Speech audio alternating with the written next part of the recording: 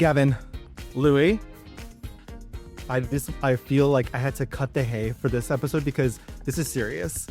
The level of homosexuality we are about to be part of, be witness to create on this here internet.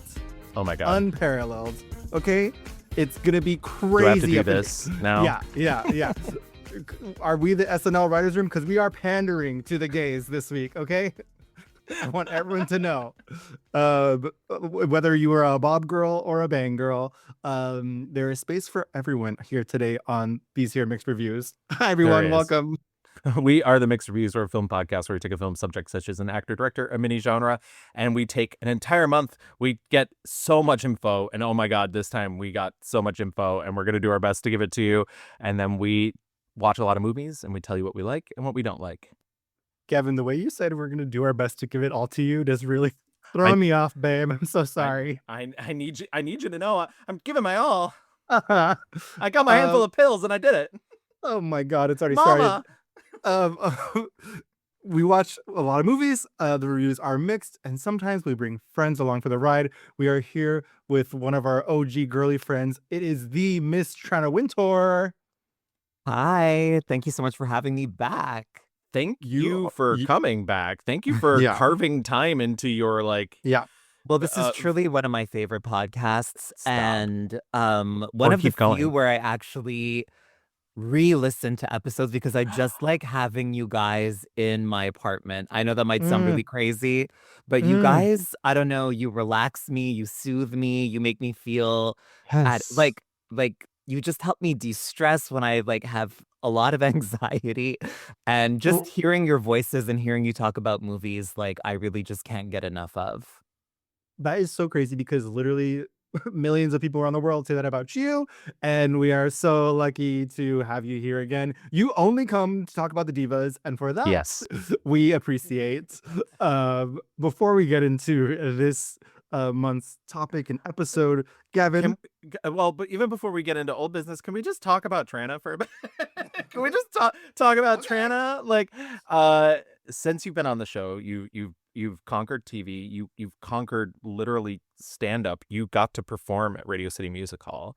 Yes. That's casual. Yeah, casual. That's unprecedented. Opening from Mateo Lane, my brilliant friend. I was not the headliner, but it was still the biggest dream come true of my life. And honestly, one of the big things running through my mind that night was thinking about Liza at Radio City, the daughter of our subject today. And that venue just holds so much history, and you can feel it when you're in there. And I don't think I'll ever get over it, honestly. I want that to be on my tombstone.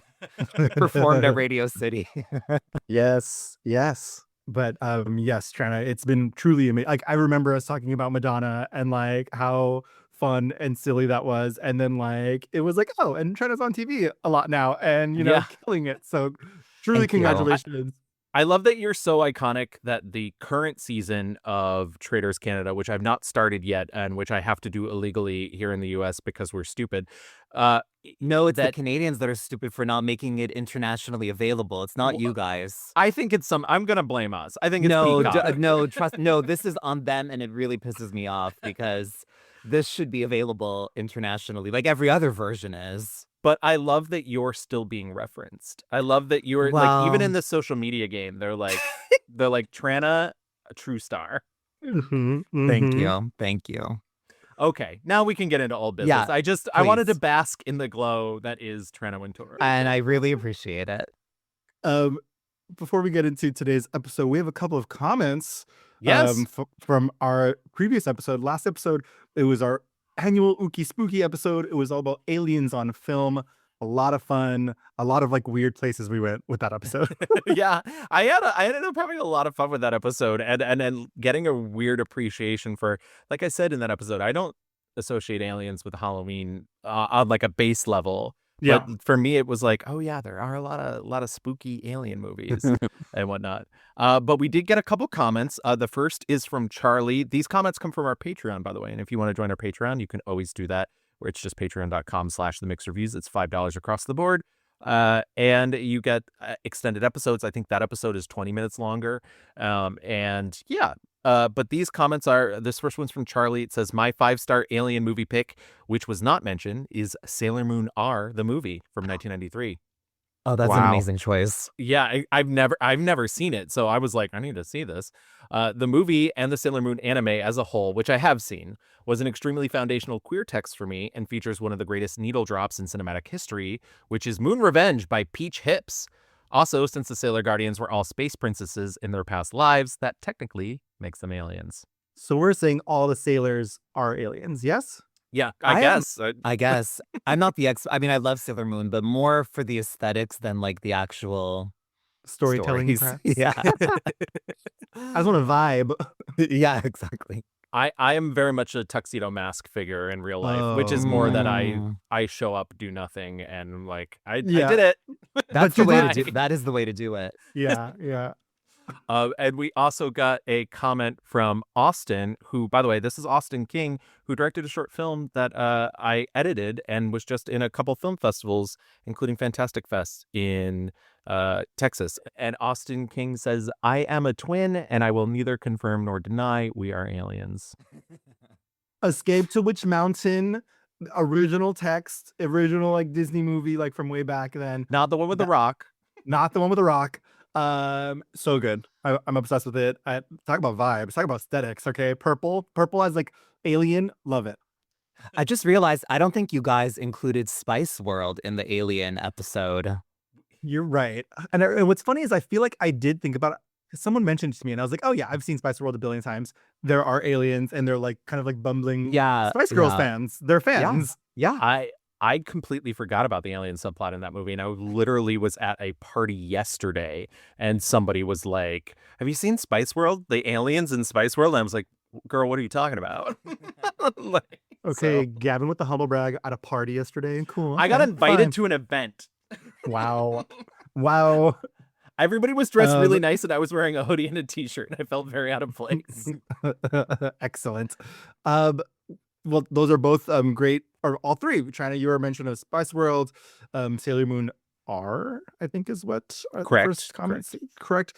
And then I mean, twins may or may not be aliens, and we're just gonna have to think about that. But we had a blast. I think that is not a hard enough denial for me. So I think he's just actually confirming. Austin's like on his way to a mountain right now. But okay, we had fun with aliens, and now we're moving on. It is November. Tranna, why don't you tell us who we are talking about here today? We are talking about, I don't even know how to describe her, the true OG, the ultimate entertainer, beyond legendary. I mean, that we all know that word gets thrown around all the time now. So to me, she's just beyond any definition of that, Judy Garland. Doing this episode has been so like illuminating, fulfilling, and like really coloring in the world of what I thought I knew about Hollywood, because she really is just like the pinnacle of every horrible thing that we've heard about, in this industry, the blueprint for so many other entertainers. Her reach and her legacy just is, you can't even define it. It's just like everywhere. I mean, Exactly. from child stars like Miley Cyrus to like the tip of the A-list actresses like Angelina Jolie and beyond. It's just incredible. I was thinking about the last movie I saw was A Star Is Born, and I was thinking of course about Lady Gaga and like how kind of this entertainers at her caliber, and like if we had people today like her, and thinking about these triple threat girlies who are still doing the thing, but like my God, I'm gonna think about like Zendaya, like, and how her career has been. She has not been through nearly the same hell that Judy has been through, right? And it's because of these really horrible things that Judy and her story she went through, and her story that truly is just like an ultimate cautionary tale, but also just like there's a reason why queer people connect with her, and it's because she fucking overcame all of that shit. She was performing through the pain, And God, it was it's been an amazing run. I'm already getting emotional. We haven't even started. Yeah, but like, yeah, a pain that would break all of these girlies in half, Yeah. and she still remained standing. And Yep. I don't know if it's just because of everything that she went through or just something within her soul, but she also has a gravitas that very few people have today. Like, Mm-hmm. unfortunately, like you said, Louis, even just speaking about her, you get emotional because she gave us so much of herself and her vulnerability and her emotions, again, in a way that I don't really see many people in any of the three areas that she excelled at really giving us. Yeah. Yeah, it's sort of wild to think about somebody who had that much anxiety, and obviously, like, armchair psychologist, none of us can really identify what exactly was wrong with, but you read so much about her and you watch and you hear all the stories about how she, like, hated going, like, she loved being on stage but hated going on stage, like, Hmm. that pressure she put on herself and all the things that, like, fed into that from when she was a kid, be it her mother really pushing her into this life, or like Louis B. Mayer calling her his little hunchback, all these people, that it's so wild that she does have the presence that she did, that you mentioned, Trina, because it like you said, it would break most people in half. Like Yeah. it's so. I was also getting emotional this I watched like 3 different documentaries this morning on her, and they're just all so sad, and like Well, it is awful, yeah, it's awful, And I yeah. think sometimes, and I understand, like when I hear Liza in interviews, Liza always loves to highlight her mom's sense of humor, and I Yes. feel like Liza tries to put this sort of happy face on everything, and I understand where that's coming from, absolutely, but, I mean, you can't I don't think any of the good erases the amount of abuse and just to the extent that she was taken advantage of at so many different points in her life. Like, unfortunately, it is just a really, really heartbreaking story. And I Yeah. Yeah. guess the only silver lining is that, like, she did leave behind this incredible body of work that is a masterclass to every lesser bitch that has followed. I mean, and not even just that is followed while they were alive. And Yeah, I, that I, Yes. I, too. I was thinking that while I was doing all this research too, is I was like, people that did that stuff to, like the Louis B. Mayers of the world, or even like that made her feel less than, like at least a good 70% of that was either jealousy or not, like hoping that she could never find out how amazing she Yeah, was. Be- yeah, because once Yeah. she's in the power position, then she can ask for that respect. She can ask for that money. She can ask for anything, truly. yeah. And so I kept thinking about that. I was like, a lot of this is like psychological games in order to just make sure she never reaches her full potential. And she still did. Yeah. Yeah.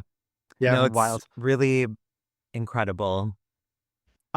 Before we get into the rewind, I do want to ask what I always ask. Do you guys remember what your first like introduction to Judy Garland was? I think for sure for me it was The Wizard of Oz, which I think Yeah. is kind of probably the world's introduction to her, just because that Yeah. movie. I mean, we could there are academic papers and podcasts dedicated to just that movie, Yeah. um, and its influence. But is that right for everyone? Wizard of Oz?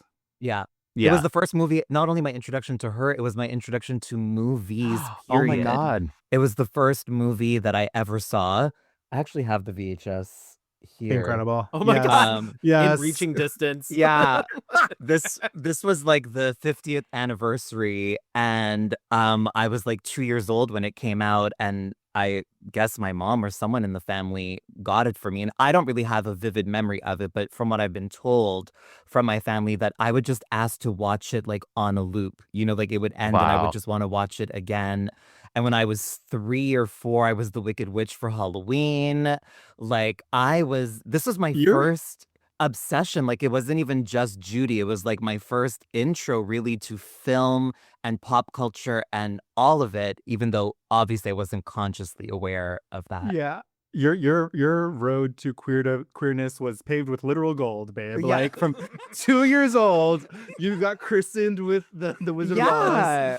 and it was over. It An was angel came down and over. was like, "We know." exactly. Like, How many of her other movies had you seen before this? Because I have to admit, like, for me, it was basically The Wizard of Oz and A Star is Born. Like, I had not really watched a lot of these other movies. I think I'd seen Meet Me in St. Louis and yes. In the Good Old Summertime, because Yeah. we talked about those movies for our Christmas musical episode, Okay. right? Yep. Kevin. But beyond those two, I mean, and what's funny also, like some of these songs obviously have entered the canon of like the Great American Yes. Songbook, and so it's like, oh, I know this song, and like, oh, that's where this comes from. That's kind of cool. But I had not seen, Easter Parade. I had not seen like kind of like these other big movies Mhm. that, or quote unquote big movies that she had been in. So yeah, I mean, everything is dwarfed by Wizard of Oz. Yeah. Yeah. Yeah. Period. I had maybe seen half of them, but Okay. you have to understand it's because I have a sickness. Okay. Mm. So if I don't watch at least 2 movies a day, I die. Okay. That's- Which is amazing. That's what I've told people for years now. Gavin Yes. is sick. That checks out. That tracks.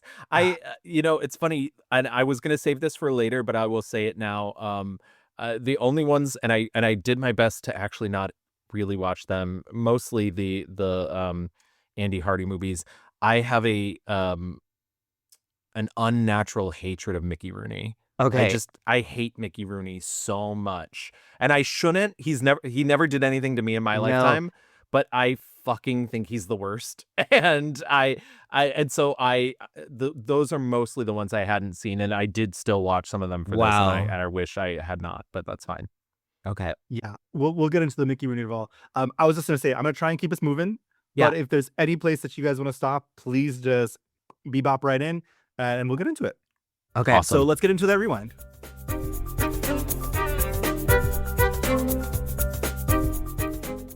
So Judy Garland, believe it or not, you guys, is not her real name. Frances, I know, shocking if true.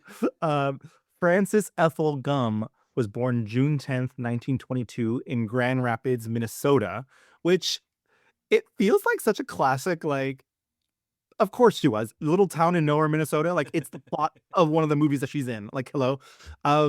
She was the youngest child of Ethel Milne and Frances Gum. LOL, they did name her after themselves. Yes. Immediately, like, I'm gonna try and keep this not like, I'm gonna try and keep this light, but like, I think it's worth mentioning. They already had 2 daughters. They were dirt poor. They were performers trying to, like, do vaudeville stuff. When Ethel says that she's pregnant, they're kind of like mulling over trying to have an abortion. Doesn't take, and they have little Frances. It's the early 20s, no money, vaudeville. They're like wandering artists. Also, like, so they own a theater, and they perform and they show movies and perform stuff. Not a lot of money, of course. They have to relocate to California because there's allegations that her father is a homosexual. Yeah. It's a lot. I mean, there's just layers of things that we can get into here. All that to say, like, really troubled beginnings, but a love for the stage and a love for singing. Her and her sisters, they started a troupe called the Gum Sisters. They go to dance schools. They appear in different little shows here and there. They do Famously, the first time they like put her on stage to sing Jingle Bells, she won't leave the stage, and like to rapturous applause. And she's like a 2 or 3 year old, and people just keep egging her on. And the father had to carry her off stage. So she's got the bug. Yeah. Right, I think you're born with that or you're not, honestly. Yes. Yep. Correct. 100%. I was born to do that. to work and try to entertain, take people's minds off their troubles for a while, if I can. So the girls toured the whole vaudeville circuit. Also, all these movies call it the vaudeville. I'm just gonna say vaudeville. Okay, I'm sorry, guys. Yeah, it's not 1934 anymore. We can say it however we want. They performed for years. They were in Chicago at the Oriental Theater when George Jessel in 1934 was like, Gum Sisters sounds dumb. He introduced them and apparently the audience laughed. And they would call them the Glum Sisters.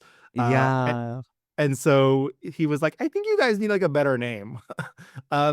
There's like not, I mean, and if you guys heard anything, but there's many stories about where the name Garland comes from. You know, someone says it's named after a character in the film 20th Century. Someone says they took the name from a critic, Robert Garland, but they changed their name to Garland. And Frances changed her name to Judy, inspired by a popular song by Hoagy Carmichael. So it's now 1935, and she's officially Judy Garland now. And it's an amazing name. Oh, really? Amazing. It truly is. I mean, best decision she made in her entire life. Unlike so many of our other subjects, Judy is doing this like through the system from the get-go. She is grinding with her family, her sisters, and just being on the circuit. And like what you did was you would do the circuit in the hopes that a big producer, movie person would see you and discover you. And that's what happens. In 1935, Louis B. Mayer asks a songwriter to go down to the Orpheum Theater to watch the Garland sisters act and like give them the scoop. And so goes and is like, yep, the divas are there. And so Judy's father's like, okay, let's go to MGM Studios and let's do an audition. She did Zing With the Strings of My Heart, which she does incredibly well. And Louis B. Mayer was basically like, I don't know, does she know anything else? Like, unimpressed. And so she did Eli, Eli, which is a Jewish song that she performed in Yiddish for him. And that's what sold him on it. Also, the other crazy thing, that the like famous story is the piano player was like an older guy, and he started to play Zing With the Strings of My Heart, and she turned and she's like, can you do it in another key? And he goes, could you? She's 13 years old when she gets signed to MGM. And like in my head, I was like, oh, that's so young. LOL. The studio was like, well, this teenager, what are you gonna do with her? She's too old to be like a little boop boopy doop girly girl. But she's not old enough to be like a hot, sexy girl. So like they didn't know what to do. She was not even 5 feet tall. She was 4'11". And she had this like kind of cutesy girl next door look that was not, you know, not what all the hot girls were giving. Right. She wasn't a bombshell, and she was in the same class as like Ava Gardner, Lana Turner, Elizabeth Taylor. Well, it was a terrible classroom in the first place when you think of all of us in one group. With Elizabeth Taylor in a schoolroom, you know, we went to school. There was Elizabeth Taylor, and we did, believe it or not, and Lana Turner, and Mickey Rooney, and Freddie Bartholomew, and me, and Deanna Durbin. That was one room? In one room, that was all there was. And we all turned out swell. We were fine. Have you seen us since we've come out? We were a very peculiar group. And like, even though they're also young, this is especially so gross in the time period we're living in, like, they were like what men wanted. Yes. So she kind of like is the quote ugly duckling of the group. It must be also said, before we even get to here, her mother has already been giving her pep pills to keep her up and keep her going, to kind of give her the energy and the rambunctiousness to kind of do all these like vaudeville shows, to get her to go to bed, giving her sleeping pills. And so that started even way before MGM. Yes. Did that continue through MGM? Absolutely. Yeah. Yes. When Judy was 9 or 10 years old, her mother started giving her and her 2 older sisters, who were in the act, the Gum Sisters, she started giving them pills, amphetamines in the morning to get them going. And then when they got all revved up, couldn't go to sleep at night, out would come the sleeping pills. Next morning, the amphetamines again. And her mother would say to a friend, I've got to get those girls going. And boy, she really did. So, as Gavin said, early in her time at MGM, Mayer would call her his little hunchback. Said that she was ugly, made her, was always restricting her diet. The crazy thing that I didn't know about until doing this episode was they gave her removable rubber caps to put in her nose to reshape her nostrils, and also fake teeth. Yep. To make her look, quote, prettier. I remember seeing the Me and My Shadows miniseries when I was a kid. Yeah. I must have been like, I don't know, 12, 13 when it came out. And that detail of the nostrils stuck with me ever. Like, I've never forgotten that detail. I rewatched it for this, and it's mostly not good. I'll be perfectly honest, but except for the performances, which are very good. But that bit about the transformation and the only letting her eat the chicken soup and whatnot at the canteen, like her friends would have to sneak her food because of the diet they have her on. It's just wild. They only let her drink coffee and soup. That's it. And whenever and we've talked about this before, studio system, the studio owned her. Like, there was security in that, but also they literally owned her. Told whatever she ate, whatever she did, it was like they were making her exercise a lot. They were putting all this shit on her face to reform her face, telling her what to eat. So for a couple years, she is on the grind, doing little tip spots here and there, various studio functions, a little like couple things here and there. Nothing like really worth mentioning, except she comes to the attention of actual studio executives when she sings a special arrangement of You Made Me Love You to Clark Gable at a birthday party that the studio had arranged for him. So again, the studio was throwing a birthday party, and this little diva said, I'm going to sing. And it went over so well that they were like, oh, this is someone we should like actually be utilizing. And the the winning formula that kind of gets her out of the just like stable of like day actors is they pair her with the aforementioned Mickey Rooney. Can I know you said you're keeping a clip, but I do want to mention that the other thing that happens is MGM immediately gets jealous because Fox asked to borrow her, and she's like you said, at this point she's very Lindsay Lohan, I'm so bored .gif. But Fox is like, well, we have a role in this movie called Pigskin Parade. It's a terrible movie. I watched it for this, except for her. And once she's in that movie and she's singing a bunch in that film, MGM is like, oh shit, we Fox can't have her, and so give us our toy back. Yes, exactly that. Shake a little bit, swing a little bit, break a little bit, wing a little bit, hop a little bit, toe a little bit, stop a little bit, go a little bit. Oh, Balboa, Balboa, let's go. So the Mickey Rooney would kind of was already, even though he's a little short little gremlin guy, he was just like the cat's meow. They come together, they do like a series of musical movies. It's like the Hardy family movies. It's always like him, he's like the main character, and like it's always like little rambunctious activities and things going on. She always is playing the like love interest, but like not like she's like she's like the girl who has like a crush, and he's like absolutely not. He's like but Lana Turner's over there, like so they're like very scrappy movies. They just like make a bunch of them really quickly.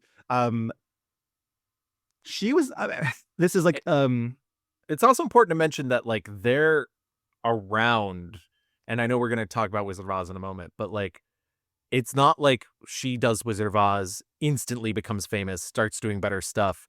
Like she does Wizard of Oz in the middle of all of it. Like I think Right. the last one of the last Andy Hardy movies she does is 41, which is like 3 years after. Yeah. Yeah. Yeah. So I want to talk about two movies. Wizard of Oz is one of them, but also Babes in Arms. Yes. Same year. It's like Yeah. 1939 is when they both come out. Like Gavin was saying, she's making a bunch of these little backyard musical things. Most of these like Andy Hardy movies are like kind of racist, explicitly racist. Yes. A lot of blackface going on. A Yeah, lot there of needs to be like a blackface jump scare warning, and like I'm not saying that I'm like a snowflake or anything, but there are 3 major movies that she does in which she does full on blackface. One of them being Babes in Arms. One of them being Babes in Arms kind of launches its own side film series. It's Babes in Arms, Strike Up the Band, and Babes on Broadway. Babes on Broadway also ends with a very long blackface number, and I cannot think of the other one. There's a third one that's I was just like, Jesus Christ. Every time it would happen, and they're like so uncomfortable, they're not fun, they're racist as fuck, and they just and I guess like when these movies air on TV, most of the time they're cut out, unless it's on Turner Classic Movies where they like have explained that they're encouraging discussion. But like, I think that they're like, do you remember like 10 years ago when Warner Brothers was actually supporting their animation division and they were like, had Whoopi Goldberg record intros about why some of the shit was racist? Like it needs that. And I would love to have that. It's also worth mentioning that it has been reported that she was not the only one taking the uppers and downers. No. You know, a lot of people were. I want to come back to why Mickey Rooney sucks. Yep. He was like, no one made her take those drugs. MGM wasn't doing it, and we're fine. And she chose her life, and, you know, the way she died is her fault. He said that? Yes. Yes. Yeah. Yeah. And Wow. here's the thing. This is not me defending him because I fucking hate him. It drives me crazy that like not only could he not fathom the studio doing that, I think for him too, because it most likely wasn't happening to him. It most likely wasn't happening to him because he is a boy. And so like he just seemingly could not fathom that they would be putting women through this shit. Because to him it was like a good old time, you know? It drives... It's wild though, because I went off on a tangent and was reading about his life, and he had a horrible life. Yeah. You know, like also major addict and like gambling problems and like clearly like bad relationships. His last marriage was horrible. He was like being abused, and like I think when you're taken advantage of, and it sounds to me like he's in denial about stuff that happened to him, you know, because there's no way he wasn't traumatized by working for MGM. I also think when you're in it, it's hard to recognize as well too. And we're actually going to see some of that later in Judy's career and some of the art that she's making more towards the end of her life as well. Right. But I think that's also that being in it the entirety of his life, like you mentioned, the fact that he also did have drug issues. I think it was easy for him to sweep other people's issues under the rug or count them as their personal failing, because he probably felt that some of it was his own personal failing and not something that was done to him, which is psychologically very fucked up. And I can't hate him for that. But so from 1937 to 1941, she does these series of movies with Mickey Rooney. Also, like in the middle of this, in 1938, when she's 16 years old, she's cast as Dorothy in The Wizard of Oz. She was not the first choice for this movie. Again, there's a lot more resources if you want to like get all the whole shit on Wizard of Oz. But at first, they wanted to borrow Shirley Temple from Fox, and Fox was like, "LOL, you thought." My favorite thing is they first were like, "Oh well, she can't sing it," but also Fox won't let us have her. Wizard of Oz obviously is an iconic movie that changed the landscape of Hollywood and filmmaking forever, but it was a torturous a movie making experience for everyone involved. Like four different directors, right? So many people getting sick injured, hurt, ballooning costs all around. Um, for Judy specifically, she had those fucking fake teeth and those nostril caps in. They made her that gingham dress was chosen because it like slimmed her out and like people couldn't, I guess, like see the shape of her body. Well, like, I was gonna say they could also easily underneath it hide a very constricting intense corset. corset that like actually bound her breasts closer to her body as well too, which is wild because, and I think it's because I saw Wizard of Oz so young. I never think of her looking young as like anytime that I think of like Shirley Temple in that movie, I'm like, oh, that wouldn't work because she's a child. I feel the same way. And even Yeah. though Dorothy was like 10 or 12 in the books, Right. who cares? Like, why couldn't she be a 15-year-old? Right, You know? exactly, Yeah. Especially exactly. 15-year-old back then. Like, 15-year-olds back then were not like 15-year-olds today. They were still Correct. somewhat naive, you know? Like, Right. I think that it makes sense that she's like 15, 16 in the movie. And it's funny too because like to make matters worse, the first director they brought on like gave her a like beauty glamour beat. When they brought in George Cukor was like, this is a child. Like we want a child, and he was like, put her in pigtails, like take the makeup off. But I Yep. think she is still glamorous in the movie, but it's a more natural beat. But Yeah. I mean, it's a very famous that they put out the screen tests where she has like long flowing blonde hair and like bright red lips and whatnot, and it just was never believable. And George Cukor was the one who was like, this is a farm girl, guys, like what are we doing here? Right. To pause like briefly on the movie, it's beautiful. Like it's like I mean, I watched it again for this because I watch it at least twice a year anyway. And every time that I watch it, like two things, Somewhere Over the Rainbow always makes me cry. Yep. Correct. As corny as it is, like it just always gets me. It's her signature song. Yeah, and it's just so powerful, but I can't get over how good the movie looks. Even the twister, I don't even understand how they did that. Like it looks better than Wicked, you know? Like Yes. I agree. Yes. it is so stunning. You know, it's just like I don't even understand how they did it.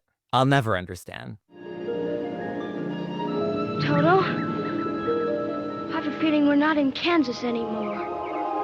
Judy specifically singing the song and her power of being able to like emotionally excavate already, like, Yeah, already. I mean, when she'd been doing it since she was a child, but like to be able to sing, the lyrics of Somewhere Over the Rainbow, and it's just like such a devastating, heartbreaking, beautiful, hopeful song. And she is this 16-year-old who can like emote so like fiercely. Yeah.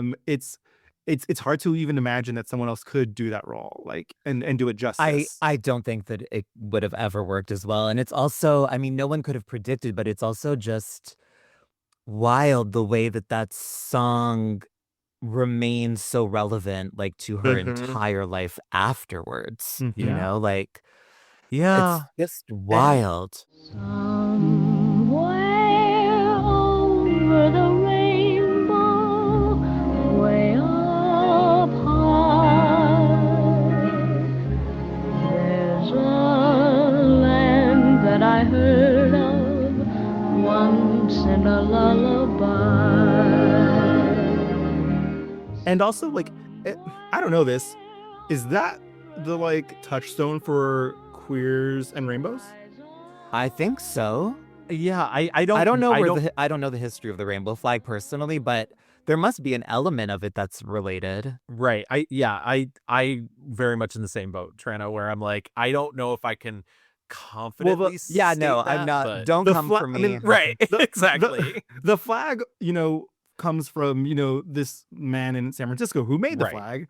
Yeah. I know Right, that. but did his connection? Yeah, but I was like, if he's an old San Francisco faggot, like he must have like been Yeah. on the Judy train. But Yes. also, like, there's just something so, I don't know, like almost destined about the whole thing because because she became such an enduring gay icon, and that Yep. song is so much about like escaping the Yep.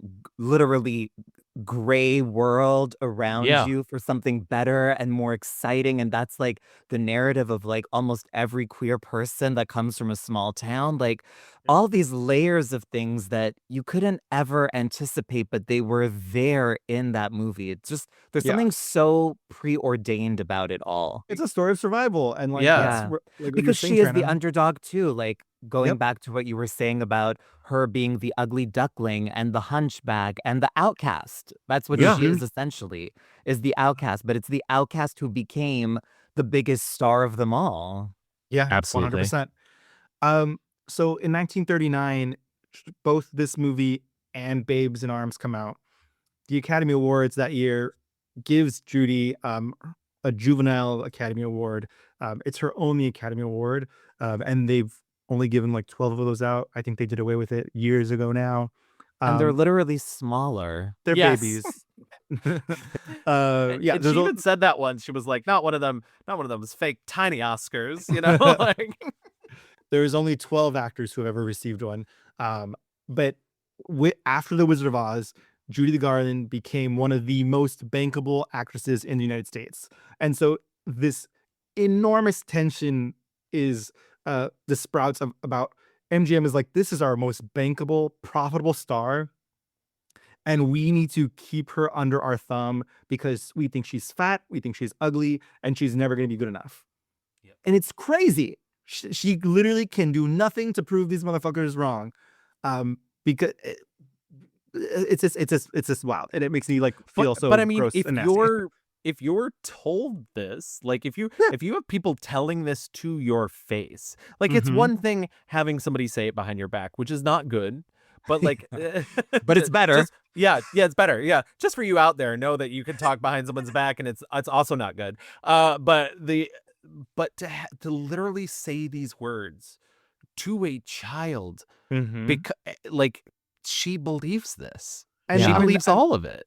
and not only like saying these horrible things, there is reports, allegations of inappropriate behavior from Louis B. Mayer, making her sit on his lap Yeah. to like help her how to sing, et cetera, et cetera. I believe there was an account that she actually called him on it once, and when she did, he started crying and was like, "How could you think I would do Boo. that?" Yeah, exactly. Fuck that. Tomato, tomato, tomato. After The Wizard of Oz, and she wraps up her Andy Hardy movies, she releases, a couple other movies. Andy Hardy Meets Debutante. That's another Andy Hardy movie. Struck up the band Little Nelly Kelly. Sorry. That was her first movie where she was like, I'm an adult now. Hey Yeah. guys. And she has her first adult kiss on scene. I think she feels awkward. In general, all this this time period, she's like, I'm not a girl, not yet a woman vibes. That's just kind of what's going on right here. And listen, even though that was an MGM movie, Little Nelly Kelly, it was still like Mayer was pissed about it. I mean, I believe he was quoted as saying, "We can't have that baby having a baby," because she plays both mother and daughter in the movie. Mhm. It's the only time I actually kind of I watched Little Nelly Kelly. I don't know if either of you watched it. I kind of liked her performance a lot, and it's her only on-screen death. Wow. Because she plays the mother who dies, and then also plays the like 18-year-old daughter much later in it and whatnot. But She- but yeah, I was impressed with her performance. Not that she was able to super differentiate the two characters, Right. but I still thought that she was compelling. You and Dad must pull together from now on.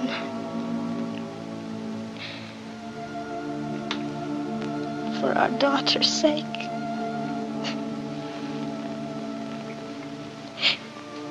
You will, won't you? Promise me. Yes, darling.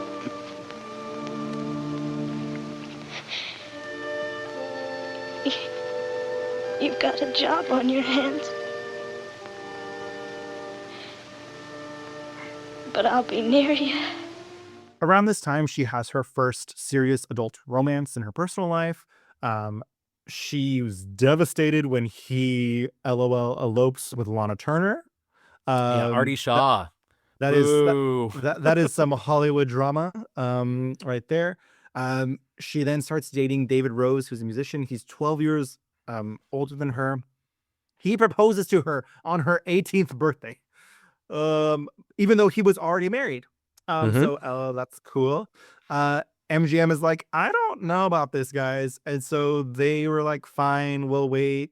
They basically wait 1 year and then they get married. And there's lots of speculation about like, Judy was looking for, stability and like have someone else who can like, I don't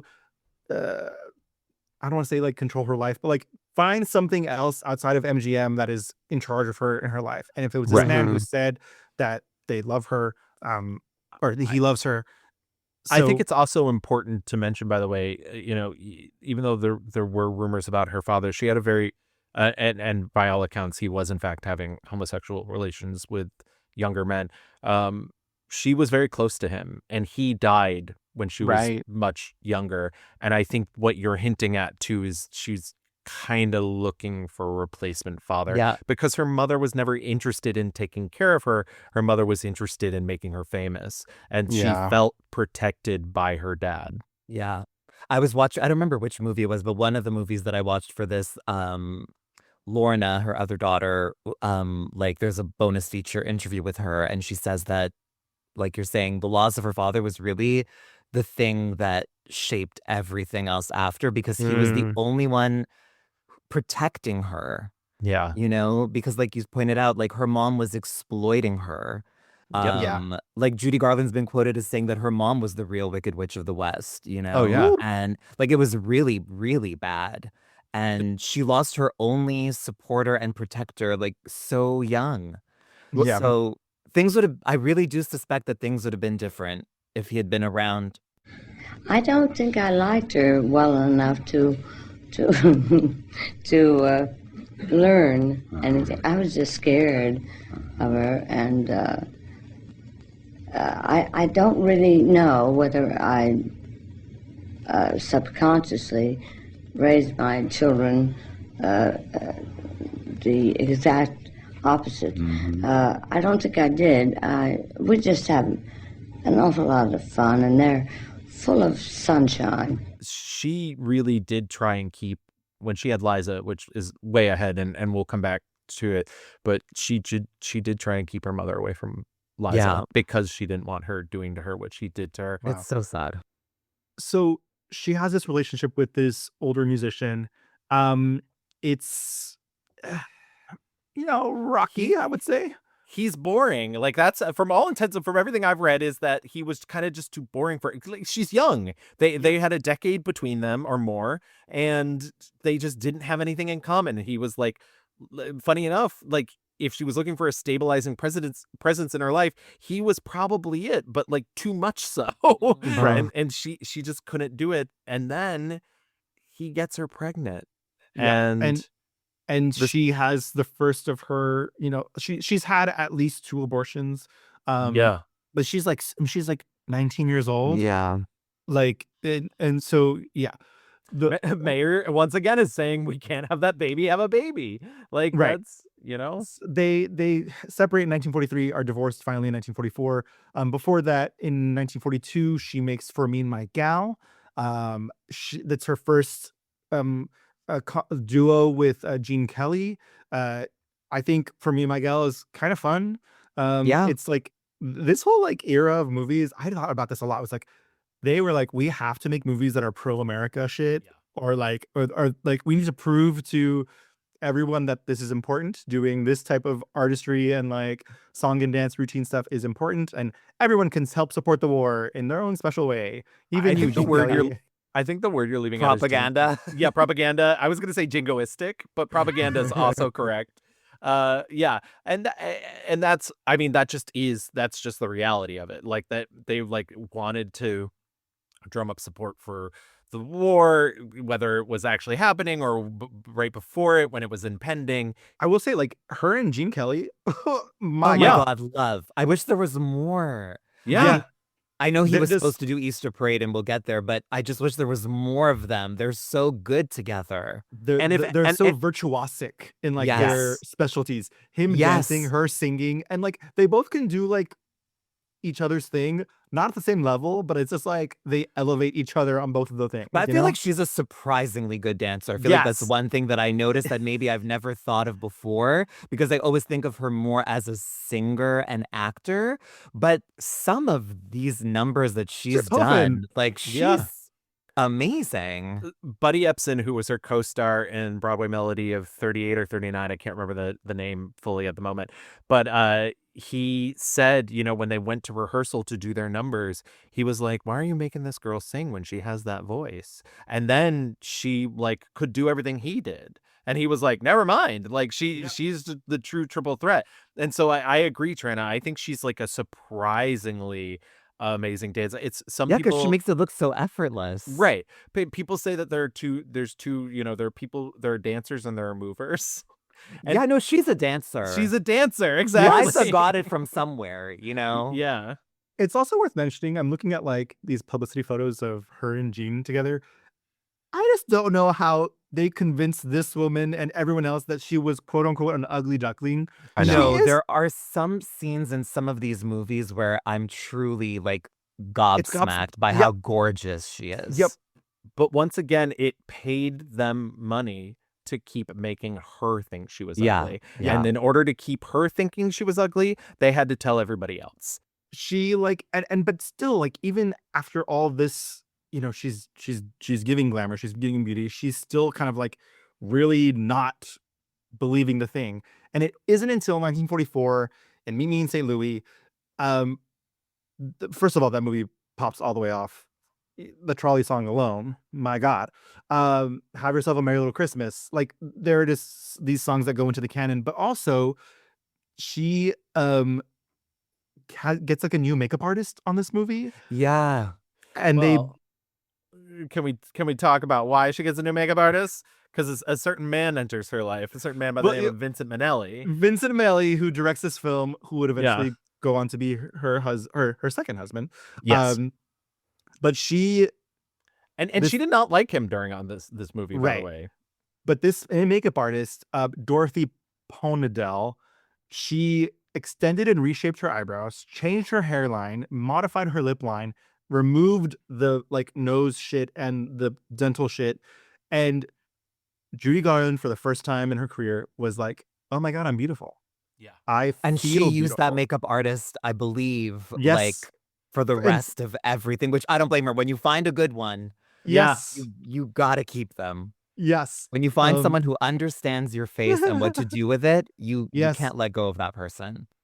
Which, once again, wild because everybody said that Vincent Minnelli wore more makeup than any of the stars. Yeah. So I was gonna say, you know, famously, Vincent Minnelli, father of Liza Minnelli. yeah. The problem is that he too was a homosexual. Yes. Yeah. It uh, just keeps happening. It'll Yeah. happen to Liza too. It's it's pretty wild It's when you very think about wild. it. Judy Um, apparently like walked in on him, found him like Yeah. in flagrante with men in bed. And she which is tried to just- slash her own wrists when that happened. No, too. it's just Yeah, trigger horrible. warning. There's certainly going to be a lot of talk of self-harm in this episode. Yeah. I maybe should have done that before saying But that, this but is- yeah. This is definitely like one of maybe 4 of the most iconic movies. This is the first time that I've ever Yes. seen it in full.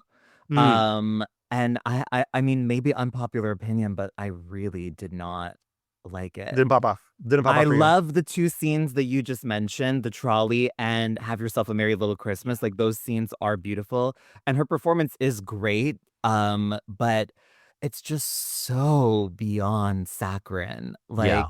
Yes. Well, it's I'm like, I don't know. I Presented found it by- hard to watch.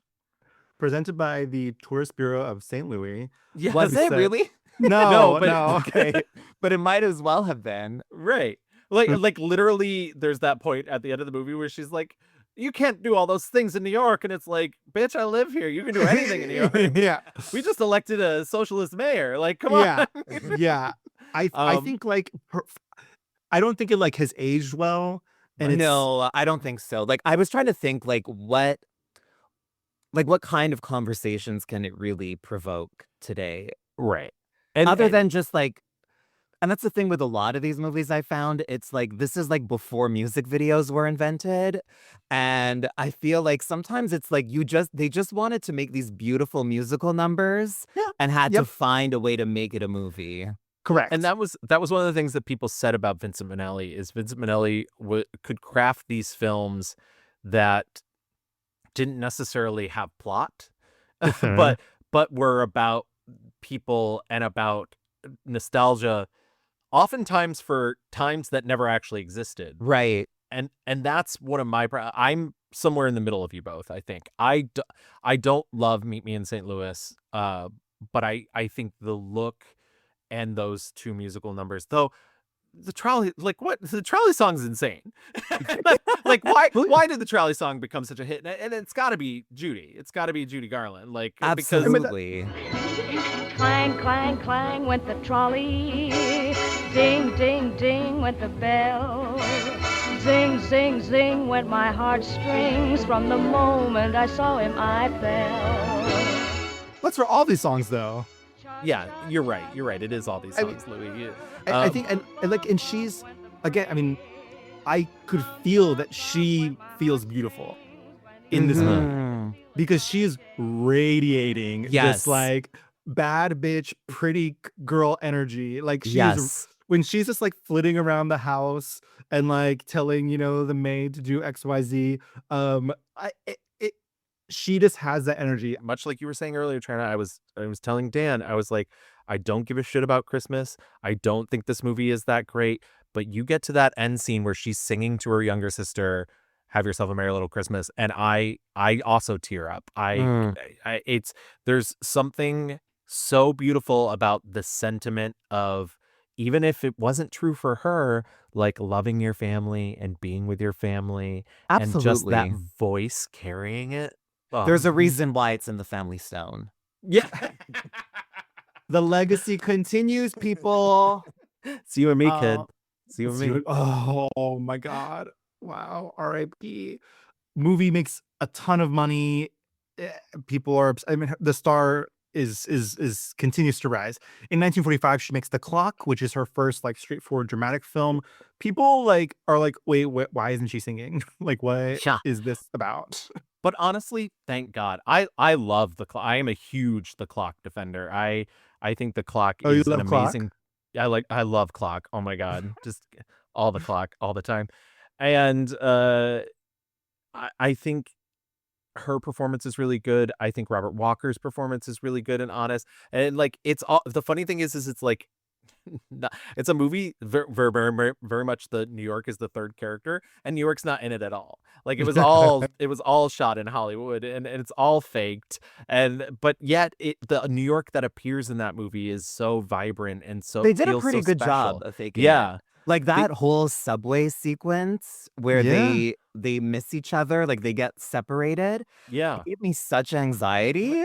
Like, and it's like New York does. But how would you find someone again back then? You know what I mean? Yeah. Like, right. There's no way, because they're strangers basically, and they spend this whole day together, and they fall in love, but they get separated at one point, and it's like, oh my God, like in that time of no cell phones, no internet, no nothing, how would you get the word out of how would you ever find that person again? So there was another director on this film and they shot for about a week and Judy Garland was like, he doesn't get it and I don't want him. And she's the one who, even though she didn't like Vincent Minnelli because she was like, oh, he made me look beautiful, she tells MGM, I want him to direct it. And I do think he is the secret sauce for The Clock as well, too. But it's a strange little movie. It's a very strange energy, that movie. The Clock walked so Nick and Nora's Infinite Playlist could run, is what I'm saying. How dare you? You're not even gonna say Martin Scorsese's After Hours, which is a clear comparison. That's true. Okay, sorry, I'm like a cool hip millennial. Um, So young. What are you thinking about? Something you said before about a soldier not marrying because he doesn't know what condition he'd come back in. Yeah. Well, I think if two people are really in love, that wouldn't make any difference. Wouldn't it? Of course, they don't see the problems. Mr. and Mrs. Henry, I mean. Joe. Joe, I don't want to leave you today. Well, then why do it? 1946, The Harvey Girls, which is like a funny little ditty, a little Yeah. Western number, a little like, the girls are coming out to serve, literally, like they're there too.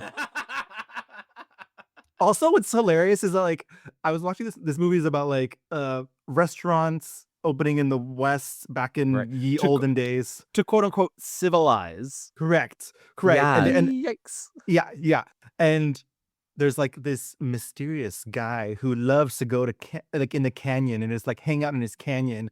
But like it's the most beautiful. There's flowers everywhere. I'm like, in what American West is there like the flowers and fauna that like Judy Garland is like daintily laying down on and falling in love with this man? It's silly. It's cute though. I kind of liked it. I think the best scenes are between her and Angela Lansbury. Like, Oh, because I thought this movie was weird as fuck. yes. But I love the scenes between them. Like Angela Lansbury is like basically like I don't know what the politically She's correct like term the is. A sex saloon worker. mother. Like yeah. Mother They dubbed her hen. singing voice because it didn't sound slutty enough, But essentially. also Angela Lansbury looks hot. She Like does. I always thought like, there's a lot of people like I think Julie Andrews and a few others where they were like born 40. And Yes. I don't think I'd ever seen Angela Lansbury young before. I kind of always assumed she was also one of those people who was like born 60. But she was hot. Yep. Yeah. Yeah, she was looks hot. great. And Um, and that And I that just movie loved their where little like they had good chemistry together as like enemies or frenemies, like Yeah. those scenes were great. and when they're like, actually being a slut is okay, and like, and actually being a boring girl is okay too. Girls Yeah, can be it's- whatever they want to be. It's basically Literally the Grease. whole movie. Like, Yeah, it is Grease. It's Grease. It's Grease. I'm afraid that maybe I was wrong. I mean, you see, I'm from a little town in Ohio, and I probably acted like a snob about girls like you. I mean, what I thought girls like you were like. And after all, it's only a matter of style, isn't it? I mean, some people wear one kind of dress and other people wear another. My favorite thing about this movie is that the opening of it is very much like shows you how easy it is to induct somebody into a cult. Yes. Because Judy's like kind of sitting there alone and they like come over and they're like, hey, you ever have this type of sandwich? And she's like, you can have more sandwiches like this if you put on this uniform. Like, It's so true. It's and so she's like, true. sandwiches? Oh my God. Yeah. It's one of the more entertaining ones, I think. Like Yeah. I wasn't bored during this one. And I love that like the uniforms look very like pre-Klaus Nomi, like with the big white shoulders and Yeah, whatnot yeah. and the black. Well, the Yeah. costumes overall in this movie are really quite amazing. Gorgeous. Yeah, gorgeous. gorgeous. In 1948, she has a couple of films come out: The Pirates, and Easter Parade. First off, You The can't just Pirate- gloss over the pirate. I'm not gonna gloss No. over it. I'm not glossing. I'm gonna. The Pirate is so she's back with Gene Kelly, which is good, but also famously she has a nervous breakdown in the making of this film. It is a disaster, essentially. It is a movie about like the Caribbean. There's Makoko the pirate. There's like magical realism. You can kind of just tell that they're trying to cover a lot of holes in this movie because Judy is not showing up. Right. Is late, is wasted. And when I say wasted, I just mean like the effects of all the pills and the Yeah. dieting and everything and the stress. She was becoming paranoid as well. Right. There's this Which is movie, a side effect of the pills. right? Mhm. And this movie is full of like fire and kind of like exotic locales, and she just has a breakdown. She has a breakdown, and I think the movie it was maybe one of the weakest things that I saw. I just was just Yeah. like, this story. I mean, like, I thought it was insane. Like, Yes. also, she's playing a Latina woman, Yes. which Mhm. to begin with is already bananas. She's But- in her J-Lo tees. But yeah, yes. but this movie Manuela. was so balls to the wall that I couldn't help but kind of get sucked in. Like, I think Oh for my like God. the first 20 minutes, I was like, what the fuck am I watching? Like, this is the craziest thing I've ever seen. And then you get to the part where like, well, the best scene I think is where she's fighting with Gene Kelly and throwing everything around. Like, she is a great physical comedian. You know, like her comedic timing is fantastic. And there's this also really weird scene with Gene in like, I don't know, these like little black shorts, like in a fire. And I don't know what that scene was. It's But like his a dream thighs are out yeah. of this world. Like, he was so fucking hot. I think like it's a dream sequence that he's like pretending to fight with like a llama. Yeah. And then they are showcasing like what he's dreaming up in his head. And it's an extended like Oklahoma level like dance sequence break with Yeah. fire and like ships and his thighs. And he's a pirate. That's why I because- highly recommend. Louis B. Mayer hated that because he thought it was too sexual, and as it turns out, he's correct. He It is was, correct. but it- yeah, but but I'm it's like, not a I wanted negative. more. No, it's Yeah, not a negative at exactly. all. I'm like, those shorts should have come off at They- some point. They had a duet in the film, and when Louis B. Mayer saw the like playback of the duet, he had it not only cut from the film but burned. He was Oh my like, God. he said it was too sexual for Judy Garland, and let nobody could ever see it. Well, and to honestly- this day, nobody's ever seen it. But like, I mean, I don't want to like, this might be a really stupid thing to say, like, given the circumstances of the movie and the breakdown, but like, I do think this was her at her sexiest. Like, Yeah. there is something about her energy in this movie that I think is an energy I didn't see in any of the others. That's called being Latino, babe. She channeled it. She channeled it. Yes, she did. Yeah, this and like you said, this is her reteaming with her husband because she's married to Vincent Minnelli at this point, and this is when she catches him in flagrante delicto with another man, and takes a piece of broken glass to her own wrists, and doesn't like cut very deep, but it still makes the press Yeah. that she tried to do this, but it is sort of a Technicolor Fantasia. I mean, it's so gay. It's so, like It's it just so gay. it just really is. It's really Um, one of the craziest things I've ever seen. Yeah, and- yeah. To date, is the only film of hers I think not to make it, because Wizard of Oz was not considered a box office success because it was so expensive. But this one just truly didn't make its money back. It's Yeah. the only thing in her career that did not. So she has to break down. They finish the movie. She goes to psychiatric like help goes to like kind of get her shit back together, and then she comes back next year and she's fine and she's feeling good. And she stars in Easter Parade with Fred Astaire. He replaces Gene Kelly because Gene Kelly broke his ankle.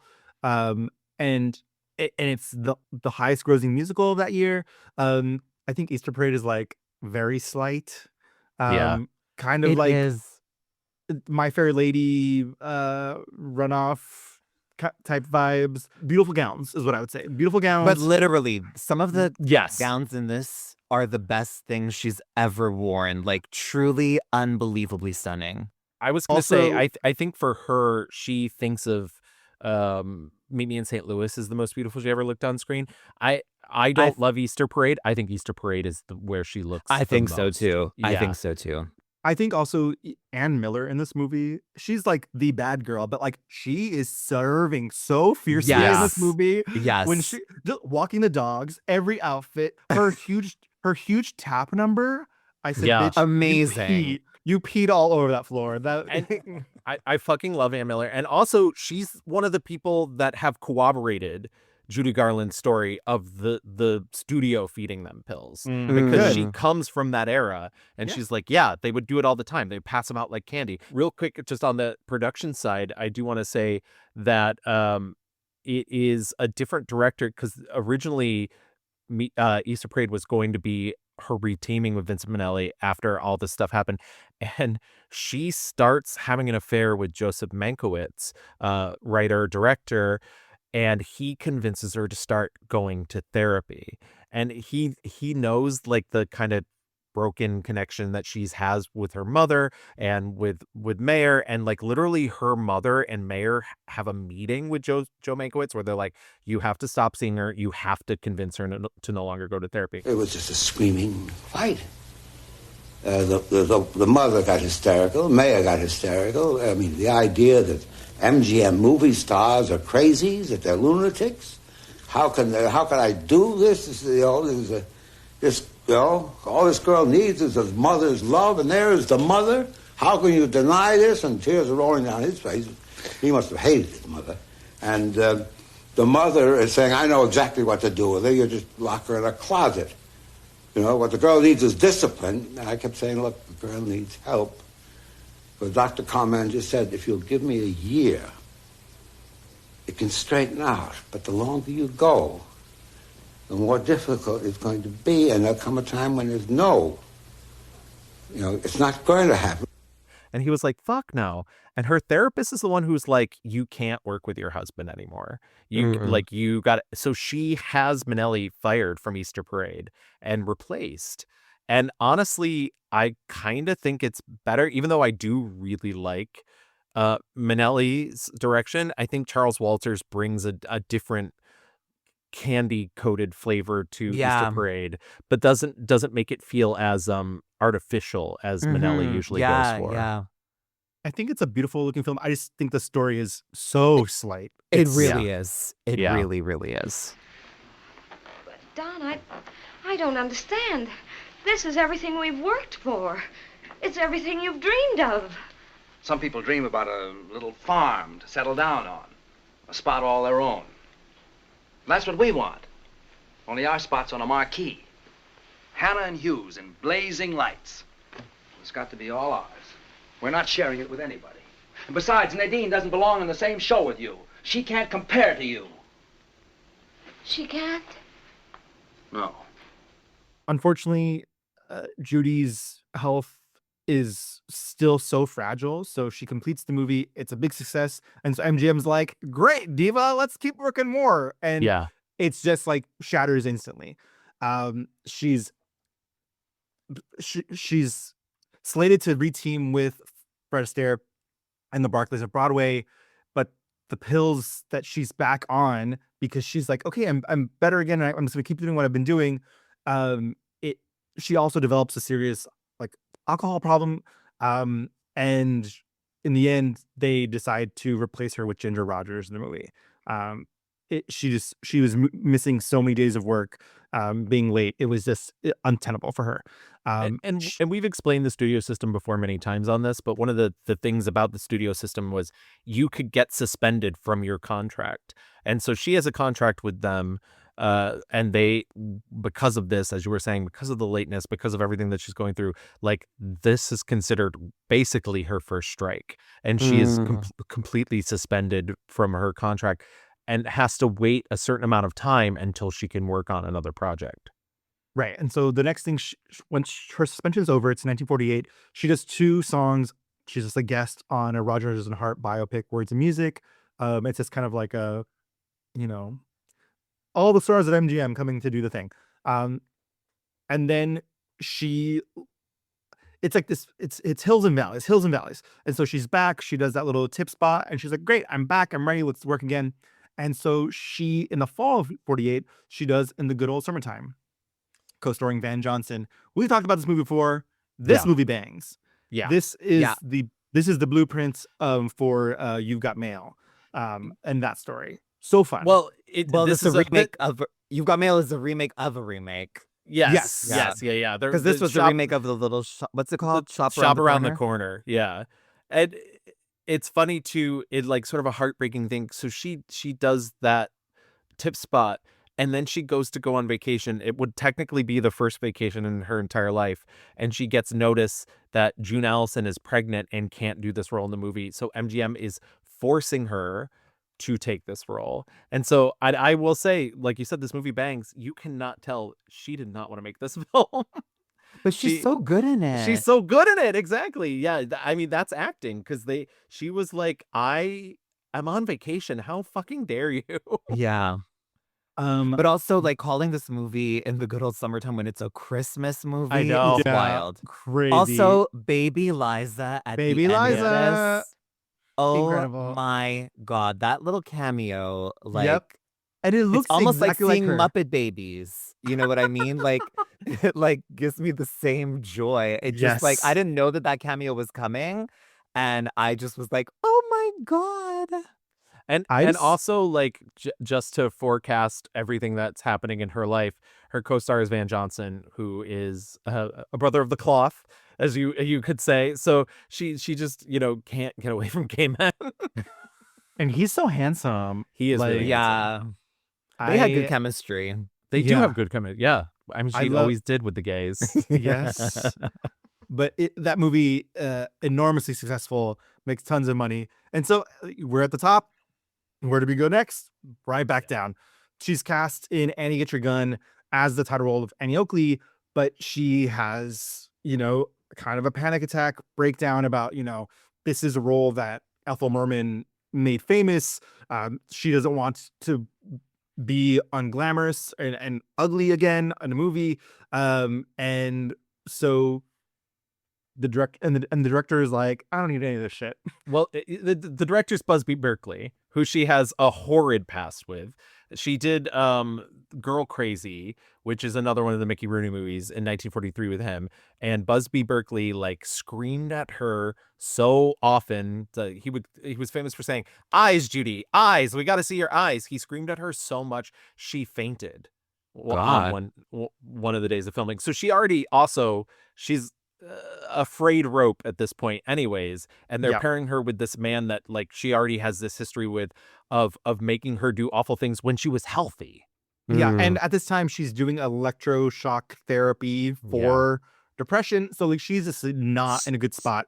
And so she leaves the project and goes to do like a long stay at a hospital where they can wean her off of all the meds that she's on, and so she can like fall asleep naturally, like just She said that they had to and this is a real quote from her. She said that she basically had to be taught how to sleep and eat like a normal person again, which is so sad. It's so sad.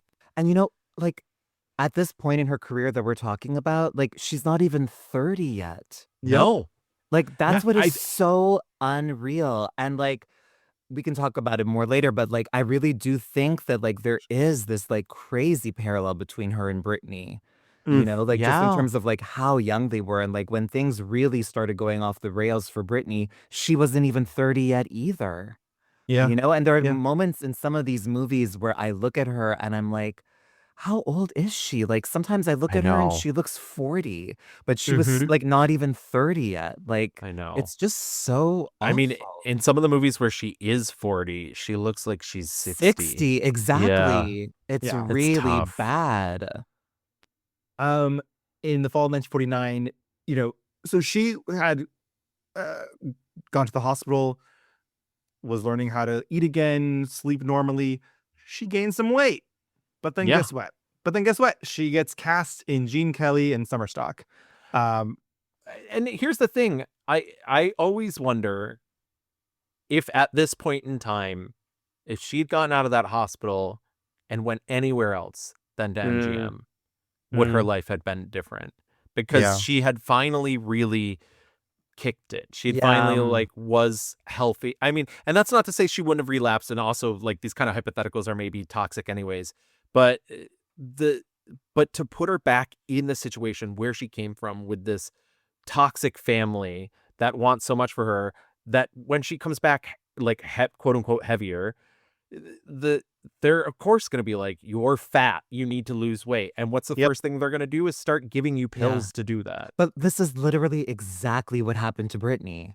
And Yeah. it's like I think the only way, especially if you reach a level of fame that Judy did or Britney has, like if you are not surrounded by people who genuinely have your your best interest at heart, you will not make it through.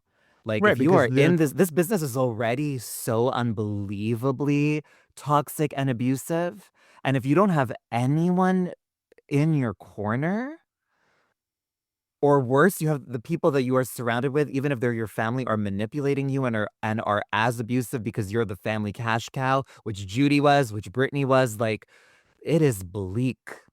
yeah. So she does start taking pills again to lose weight. The movie also like is about this girly who is the old heifer who, didn't get Right. married and stayed on the farm. And so it's like this kind of backhanded thing to, you know, Judy. Um, I thought this movie was like boring and like stale beyond. And so they, the movie's wrapped and they're like, we need one more number. They know it's boring. And so Yeah. they call her back and they do Get Happy. And it's an iconic number. She's wearing, a blazer, no pants. She looks so skinny. Yeah, she at that point she had started doing hypnotism to lose weight, and she dropped 15 pounds.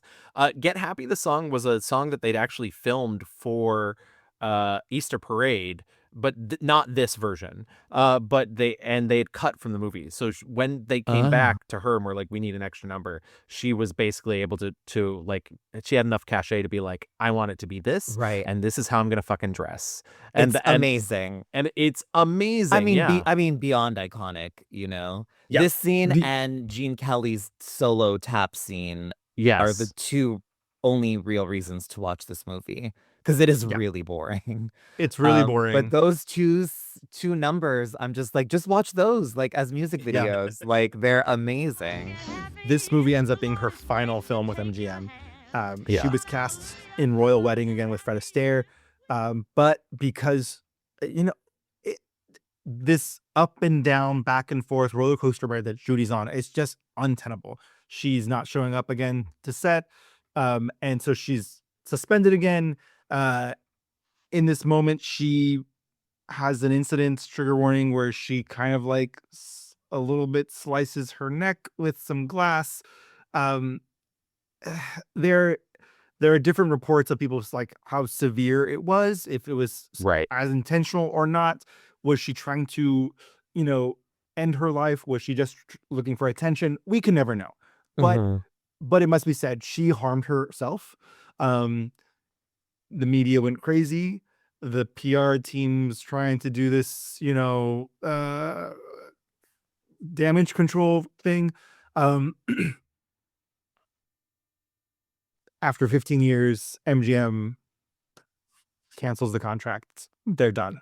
Yeah. Which is so I mean, good, because she needs to get away from them.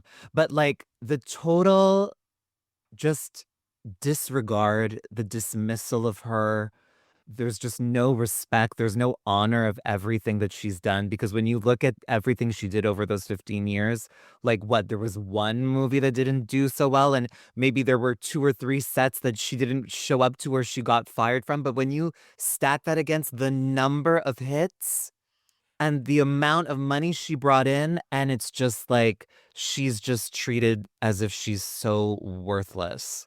And Yeah. I think for her too, she thought of these people as family. Yeah. And Yeah. so to have your family, quote unquote, turn you out for this, like, and I understand that she like you said, she had issues, but this is part of that like fucked up mindset where it's like your job is not your, like what Your family, like yeah. if you ever take a job and the person's like, Yes. we're you're not my coworkers, we're family, like Run. run, get out of there, yeah, because it's not good. And that's but that's what she was groomed to believe. And that's the perfect word, because she was 13 years old and 15 years. Like, that is like, you are coming into yourself. You're becoming like your future self at that time period. And that entire time they called her ugly. They made her eat nothing but fucking chicken soup, cigarettes, and coffee, Right. like told her she was ugly the entire time. And so like, reap what you sow, bitches. Like, what did you Yeah. think was going to happen to They this? put her through hell, and they would have got the exact same results, if not better, if they treated her well. Yeah. Yep. Like it's not like they got anything better out of her. Right. You Right. know? Yep. Not that that would even be justifiable, No, but you know but what I mean? Like, but they're for all of that, for what? But I've Yep. never thought of it that way, and I never thought of like the fact like putting it that way. You're right, because the talent is innately there, Exactly. and so yeah, wow, And like that to your makes me point even earlier, sadder. Gavin, it does because like you mentioned before, it's like they don't want her to be empowered. Right. They want to own her. But if you treated her well, there wouldn't be a reason for her to run away. Right. So Right. like literally is Right. all for nothing. So for the next 2 years, she does not. She's not in Hollywood at all. She goes on, different shows. The Kraft Music Hall hosted by Bing Crosby. Uh, she's kind of like figuring out her life. She divorces Vincent Minnelli finally in 1952. She does concerts where people are losing their little minds listening to her perform. Um, just like blowing records of just people love her. I think this is like I think she realized I don't actually need Hollywood. People are obsessed with me, and if I just Right. go directly to my fans, they're gonna come out and they want to hear me, and they think I'm beautiful, and like Well, that's what I was gonna say, and she's also being fed by that instant reaction Yes. as well too. And instead of like having to wait for a movie to come out and having to hear about box office receipts, like she's going out, she's singing, and she's doing these like big shows, these like vaudeville shows.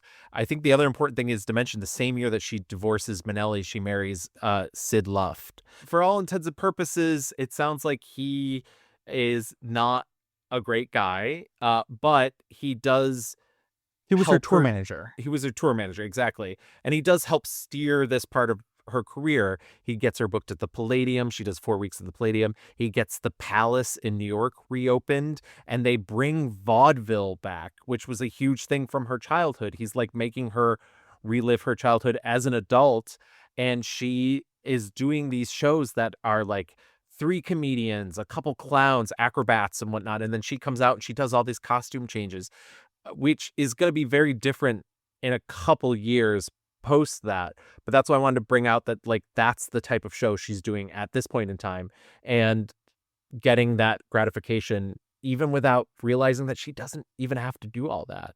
She could have Yeah, just came and- out with a piano and Yeah. Yeah, and it's so successful that they gave her a special Tony Award for the revival of vaudeville. And so I think she realizes that she has a presence and existence outside of Hollywood that brings her a lot more joy, or the same level of joy, but without all the pain, all the Yeah. trauma of going through Hollywood. But a lot of life happens in those 2 years, and then in 1954, Hollywood comes knocking again. And she's cast in the remake of A Star Is Born, the musical remake of A Star Is Born. Yeah, this had been a kind of a dream of hers, and Mayer had never wanted her to go near it because she was too much of the like child, like he just couldn't get past that she wasn't a child anymore. And she Right. loved the original movie. So it's funny because she ends up making this deal with Warner Brothers through a joint production company that she starts with Sid Luft called Transcona Enterprises. And basically it says that they will be making more profits than they would have been. And also if things fell through, then Warner Brothers would take the hit, not Transcona. And so it seemed like a really good deal all around. The problem is they don't have like final cut approval. Warner Brothers still gets that. And that's going to be an issue as we talk about this film. Yeah, so this is this is presented as a vehicle for Judy. They have trouble finding a male co-star. They really want Gene Kelly to come back, and what a gag it would have been if it was Gene Kelly. Oh my Yeah. God. But Gene Kelly's like, divas, I'm out vacationing with my wife for the next 3 years. I'm not doing shit. And like they run down a list of men that they want. And they end up with James Mason, who like is fine. I didn't feel like, I don't know. Some people, How dare you? But go on. so like I said, some people really like him. uh, um, and I mean, this movie is immaculate, gorgeous. Directed by George Cukor. But as the shooting progresses, the troubles return. She is, saying she's sick. Production delays. Just it is kind of a torturous production process. A lot of headbutting with Warner Brothers head Jack Warner. It finally, it's like a 3-hour epic. It's a very long film, and it gets a lot of like praise, but they're like, we have to cut this movie. We can't show it enough times to make this money back. And so they pull the movie, they trim, was it like 30 minutes off of it? Yeah. And then they re-release it again, and it just doesn't make sense anymore, really. Like some pretty critical portions of the film are like lost. And here's the thing, like this rarely happens. But what's happening is you're getting to the end of the studio system. The U.S. actually decides to enforce its antitrust laws and decides that film studios can no longer own theaters. And so theaters start to have their own power. And it's the theaters that come to Warner and say, like, we can't show it enough. And that's what, and like, there's been all sorts of stories as to why the portions that are missing are still missing. And part of it is some people say that Jack Warner cut them himself, that he was not an editor. He just snipped them out of the movie. And oh my God, what the fuck? Yeah, And so that's exactly. why, and so to what Gavin is saying, like there are portions of this film where it's like photographs. Yeah. And you were just hearing the dialogue to still images. Yeah, and it's a shame because it's hard to watch. I agree. Like there's a it takes part you of out. me that's like, can you find a way to edit it where we don't need those? Like, find a way to make what you have work. I don't know if that's possible, just given the amount of stuff that was cut, but I don't know. I find like those scenes where you do have the still photography and the audio, like, I don't know if it really makes anything more clear, It's strange. Like, And to be clear though, like, so they had cut, there was like an original film, and then they cut it, and then they like tried to bring it back to life to like its original thing, but because or whoever the fuck cut the film, it doesn't exist anymore. And so like the thing that we're seeing now is this like Frankenstein of like trying to bring back the original cut to life. which I So- guess was done like when DVDs became a thing. Like, was that the impetus? No, it was done reassembling. It was done even earlier than that. It's funny enough, the reassembly of this movie was done in the 80s.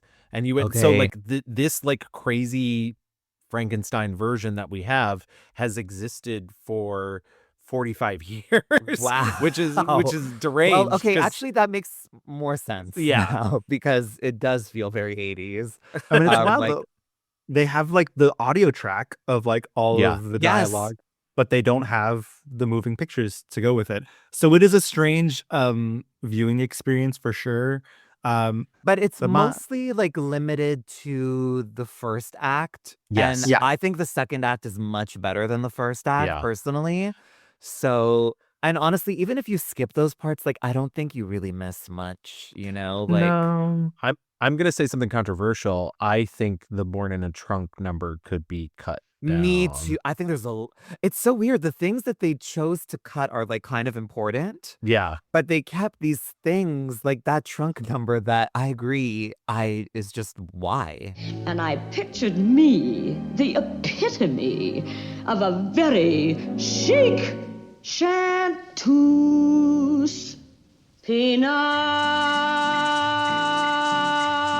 Peanuts.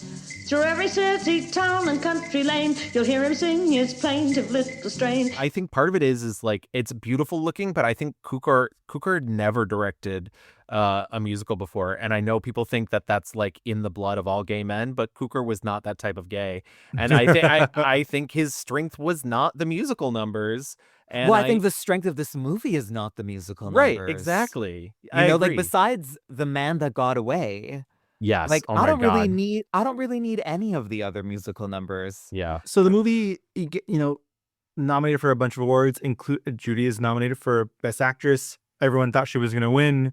She was going to go to the Oscars, couldn't make it because like her third child is like about to pop out, like literally. Yeah. So she's in the hospital, and Joey left.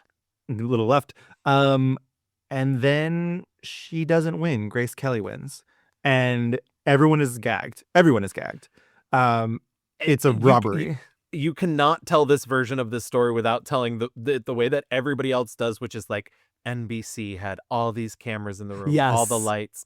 And the moment they announced Grace Kelly, NBC turned off the lights, grabbed the cameras. 5 minutes later, they were all out of the room, leaving Judy Garland alone in her hospital bed. Yeah. I mean, there's a lot of academia discourse about like Hollywood said, we are not going to give an award to this actress who is messy, who, quote unquote misbehaves, is late. Such bullshit. Yeah. Yeah. And they're going to give it to Grace Kelly, who is the classic beauty, pristine, blonde, good girl. And that's who they're going to award. Also worth noting, the same year, Dorothy Dandridge, first African-American woman nominated for an Oscar, nominated this year as well. She doesn't really do anything back in Hollywood until 1961. She does Judgment at Nuremberg, which is a devastating movie to watch. I'll tell you that. Devastating. Especially now. Especially now. Especially right now. I could not get over what I was watching. Yep. Yeah. All I could think was like, this is the reason why we make art. It's to fucking remind but we don't, like, I mean, we do, but collectively we don't. And it's unreal how, like, especially that whole sequence where they show the footage of the concentration camps, like, it's just so devastating. But we're literally watching it live every day. Right. Yep. It's funny because it's a Stanley Kramer film, and we've talked about Stanley Kramer before, specifically in our Sidney Poitier episode, because Stanley Kramer was like a big force in making message films, and I think this is the most successful of all of his message films. But he was kind of a force in bringing Judy Garland back, because not only do you have this, but he also gets her in a Child Is Waiting, which he produced, did not direct, because that's John Cassavetes. She's incredible in this film. This is a straight drama. She's not singing. It's a very supporting role. She goes on stand. She has these like maybe 2-3 really intense scenes, and for the first time she like looks her age. She is a middle-aged woman. And she's also like, she's not Judy. She's not Judy. Like, she is really inhabiting a character, and it's amazing how someone as iconic as Judy is to disappear into a role like that. I feel like it's hard for like I don't know if Barbra Streisand ever disappears. I see Barbara in everything, in every character that she is. I still see at least an element of her, and I would say more than an element. But Judy, like, again in this, is just like disappears. What else did you do, Mrs. Wallner? What are you trying to do? Are you trying to... Why do you not let me speak the truth? That's what we want, Mrs. Wallner. The truth. The truth. You admitted that you continued to see him. You admitted that he came to your apartment. You admitted you kissed him. You admitted you sat on his lap. What else do you admit to? What else? Nothing. There was nothing like you're trying to make it sound. What else? And it wasn't easy for her. I think they said the first day, because they only had her for a couple days too, because the scenes are not huge or not. They're big scenes, but they're not long. And she couldn't make herself cry, and she was like beating herself up over it. And Stanley Kramer was finally like, well, what's wrong? What do you think it is? And she was like, I'm just so happy to be here. Oh my God. Well, I mean, it is a tough watch, but an incredible watch. I think so. I think everyone needs to watch this movie. It's honestly. on Tubi for free. Yes, so that's how I watched it. please get me to Tubi. things And she you got mentioned- nominated for this, and right? and she got Yes, nominated, correct? supporting. Yep. Her last film, I Could Go On Singing, is in 1963. Uh, musical drama. I didn't watch it, so sorry. Oh, okay, interesting. I watched sorry. it. Yeah. Okay. I didn't like it. I mean, and I'm on the other side, but I know but- I saw your Letterboxd review. Yeah, but I think this is but for probably the opposite reason as to why you didn't, because like this to me is, and it's also because I know that she didn't want to do this movie. She was a terror on set. She hated the fucking script. She like locked herself in the bathroom at one point, and Dirk Bogarde, who was a friend of hers, came to her and said like, we can rewrite it ourselves, and they did. Wow. And so I think this, like, I Could Go On Singing, I think the reason why I like it is because she's not acting. Like this is it's just Judy. Well, yeah, And- it feels. I mean, even like the movie poster, like it's her name in giant letters. Yeah. And like the title of the movie is like really small. There were parts of it that I liked. I think I liked it more when I was reading Letterboxd reviews, but I like I get that.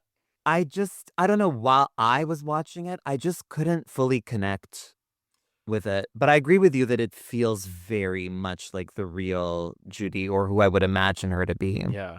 The tragedy is, the sad thing is, at least, is that like there's a scene towards the end of the movie where she's in the hospital recovering from, she like injured her foot when she was on a bender. She has like kind of a monologue, like a devastating and she went to Dirk Bogarde, and he was like, and she was like, I want you to write me something as good as I did in A Star Is Born. And what he did is he just took real transcripts of things that she had said. Oh my And, like, God. Yeah, so that's Well, she's, that like, was the best scene in the movie. yeah, and she's kind of being awful, but like in a really like you can tell it's stuff that she's wanted to say in real life. Yes. And it's very good. And it's funny too, because they were going to do multiple takes, because they'd set up for a wide shot, they were going to do close-ups, and the director realized they were never going to get it that good again. And so on the fly, he like got to the director of photography, and he's like, I know this is not lit for a close-up, but we're going in for a close-up, so you got to find out which is why the lighting looks so insane in that scene, because what the director of photography did is he grabbed a couple PAs. He's like, you got to find a way to dim the lights, and so they like close the apertures on the lights to like bring them down as he got closer with the camera. And that scene is just like devastating to me. Yeah. Because it's a moment you're just never going to capture again. I'm full. I'm full to the brim for the whole goddamn world. Yes, Fernando, come on. Be good. Drink this. Come on. Have you come to take me home? No, I've come to take you to the theater. Oh, no, you haven't. Look, I'm not drink some of going this. back Come there. on. I'm I not going have. back there ever again. Listen, they are waiting. I don't care if they're fasting. You just give them their money back and tell them to come back next fall. Jenny, it's a sellout. I'm always a sellout. You promised. They're waiting. There's George and Ida and 200,000. I know Sure. that. I know. Just let them wait. To hell with them. I can't be spread so thin. I'm just one person. I don't want to be rolled out like a pastry, so everybody get a nice big bite of me. Mm-hmm. And the worst thing about all of this in her real life is a couple years later, Dirk Bogarde stops returning Judy's calls. And part of that is like, you know, I've listened to a lot of addicts talk. I have addicts in my family. Sometimes for your own health, you have to turn your back. And I think that's what he did. But he even admitted it in an interview after she died. He's like, I turned my back on her. We couldn't, in the end, I think I speak for a lot of her friends, not all, but we couldn't take the stress of it. We had to get on and live our own lives. And we had to go. And she lost us. And we did turn our backs, and we did walk away. Yeah, tough. So really quickly, you know, that's the end of her her film career. Going back like a couple of years, starting in 1955, she did a lot of TV specials. She does a bunch of more concerts that, you know, really pop off. In 1959, however, she famously was hospitalized and she was diagnosed with hepatitis.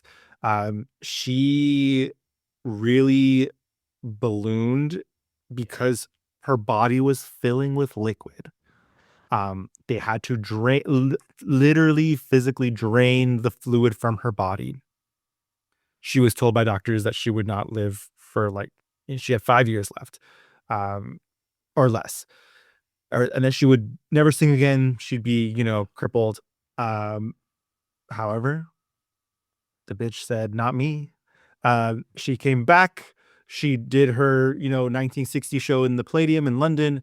And she started, recording herself. She was like, I want to do my own autobiography. It was going to be called The Judy Garland Story. And these tapes exist. They found these tapes years later. Yeah, I've heard clips of it.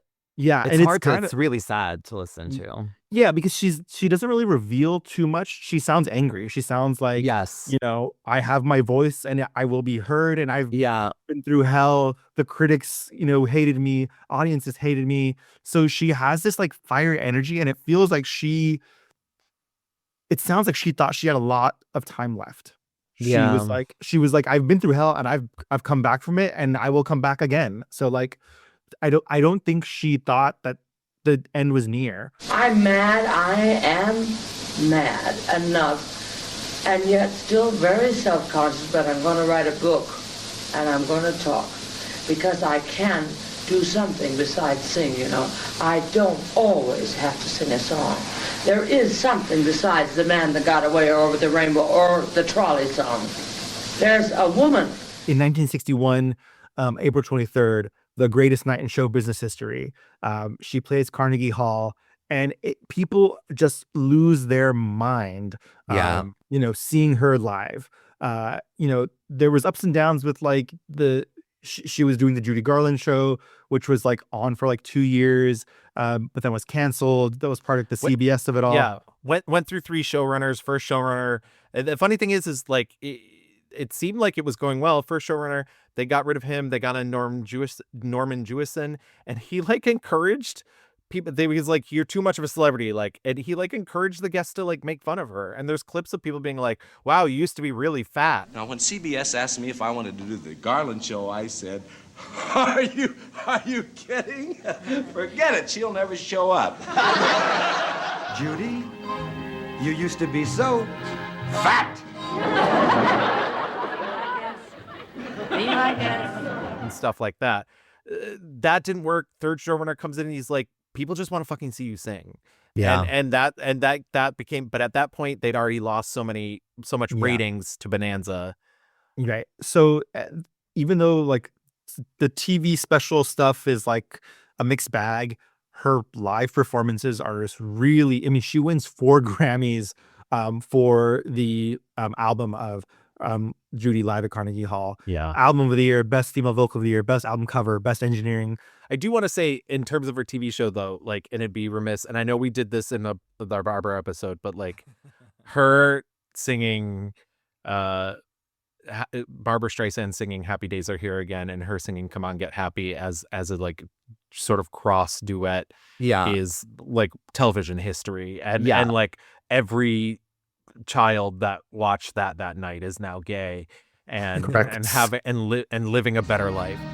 Forget your trouble, happy day. Come on, get happy. I hear again the skies. All your cares above are clear again. Shout hallelujah. So let's sing a song. Come on, get happy. Cheer again. Get ready. Happy days are here again. And didn't Ariana and Cynthia Erivo just do a version of that for some TV special? I'm sure it was great. For the Wicked special? My God, Gavin. Wow. Okay. Suddenly we're too gay for Cynthia Erivo and Ariana Grande. Okay. They both have really good voices. I just don't think we need to redo that. Yeah, no, I agree. I mean, that is untouchable. Same thing with Somewhere Over the Rainbow. There have been thousands of covers of Somewhere Over the Rainbow, and it's some things you just don't touch because they will never even come close. Yeah. Some things are just truly untouchable. In 1967, she's actually cast in the role in the Valley of the Dolls movie at Fox. Yes. Yeah. which one of the characters in Jacqueline Suzanne's novel, Valerie Dolls, is based on Judy Garland, but at that point, Judy Garland herself is too old to play her. So that's why they cast her as this very, to put it lightly, a very bitchy, evil woman. Yeah. It doesn't work out. No. It's like late 60s now. It's really kind of bleak. She's just doing her shows, which people still love. The gays, oh my God, are just like consistently But the shows going were out also to see. very up and down by the end, Right. like some of those Yes. performances were really disastrous. She was showing up really late, kind of, incoherent sometimes. Yes, grab bag. Audiences turning against her. Yeah. And I think it's also important to point out at this point, she had never handled her finances very well. And one of Right. the No. reasons, like, she was attracted to men who could take care of her was she hoped that they could take care of that part of it. And Sid Luft was not good at that. He would take a lot of the money for himself. That, from what I've heard, I don't want to be sued. And so there were points, biographers have said that there were points that if not for the kindness of people that knew her, she would have been homeless. Yes. She did not have a house. She literally she would run out of cash that she had in her purse, and that would be the end of her money. Yeah. Well, I'd like to be terribly rich. I mean, sort of disgustingly rich. And so There's that nothing wrong with that. No, not at all. And then just be able to sing when I want to. And then if that were the case, I'm sure I'd be singing every night. 3 kids. She was not good at paying her taxes. The IRS was constantly taking her shit. Yeah. Like they were like, we are taking your jewels and your costumes because you haven't paid your taxes. And she's like, Yeah. what is that? She married her 5th and final husband, nightclub manager Mickey Deans, Yeah. March 15th, 1969. On June 22nd, Dean, her new husband, woke up in the middle of the night because Judy was not there, went to the restroom, thought she was asleep in the restroom on the toilet. Had to climb into the like could see into the bathroom, but had to climb into it through a window because she had locked the door. And she was not asleep. She was dead. Yeah. Of an accidental overdose, and she was 47 years old. On June 26th, her body was moved to New York where they had this big funeral. Estimated 20,000 people lined up to pay their respects. Normal people, famous people, it was a scene. Also worth mentioning, June 26, 1969, down at the Stonewall Inn, there are people gathering at the Stonewall as they're wanting to do. Some know about Judy Garland, some do not. It is rated, and a lot of biographers and historians have said there was just an energy in the air, and Judy's death and the funeral was part of it. It'd be ridiculous to say that it wasn't all Judy, obviously. Right. But there was Her something. ghost didn't throw the first brick. Right. That's the version I've heard.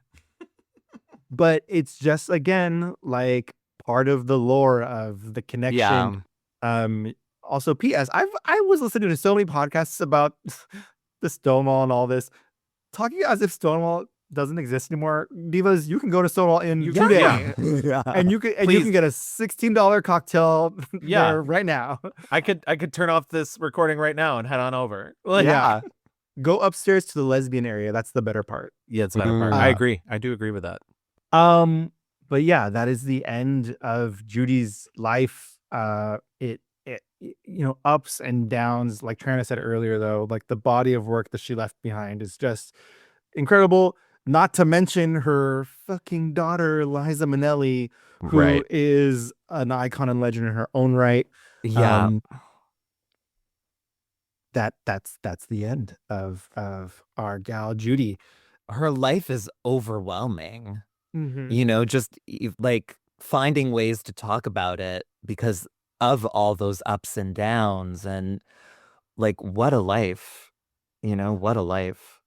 And I would just add that, like, politics were very different back then, but I think that she was mostly a force for good, and she was a lifelong Democrat, which also meant something different back then as well. But she was friends with Kennedy, and I think that she was probably as liberal as you could be for a person at that time. I think so too. Yeah. I really got that impression as well from things that I've read, and I And think people- that also when you're an outsider, Yeah. the way that she was, and when you feel like when you've grown up with this feeling that everyone is against you in some way, or people are trying to hurt you, so not all the time, but I do think that often there is an empathy that's born in that, if not already innate, or It's- is amplified.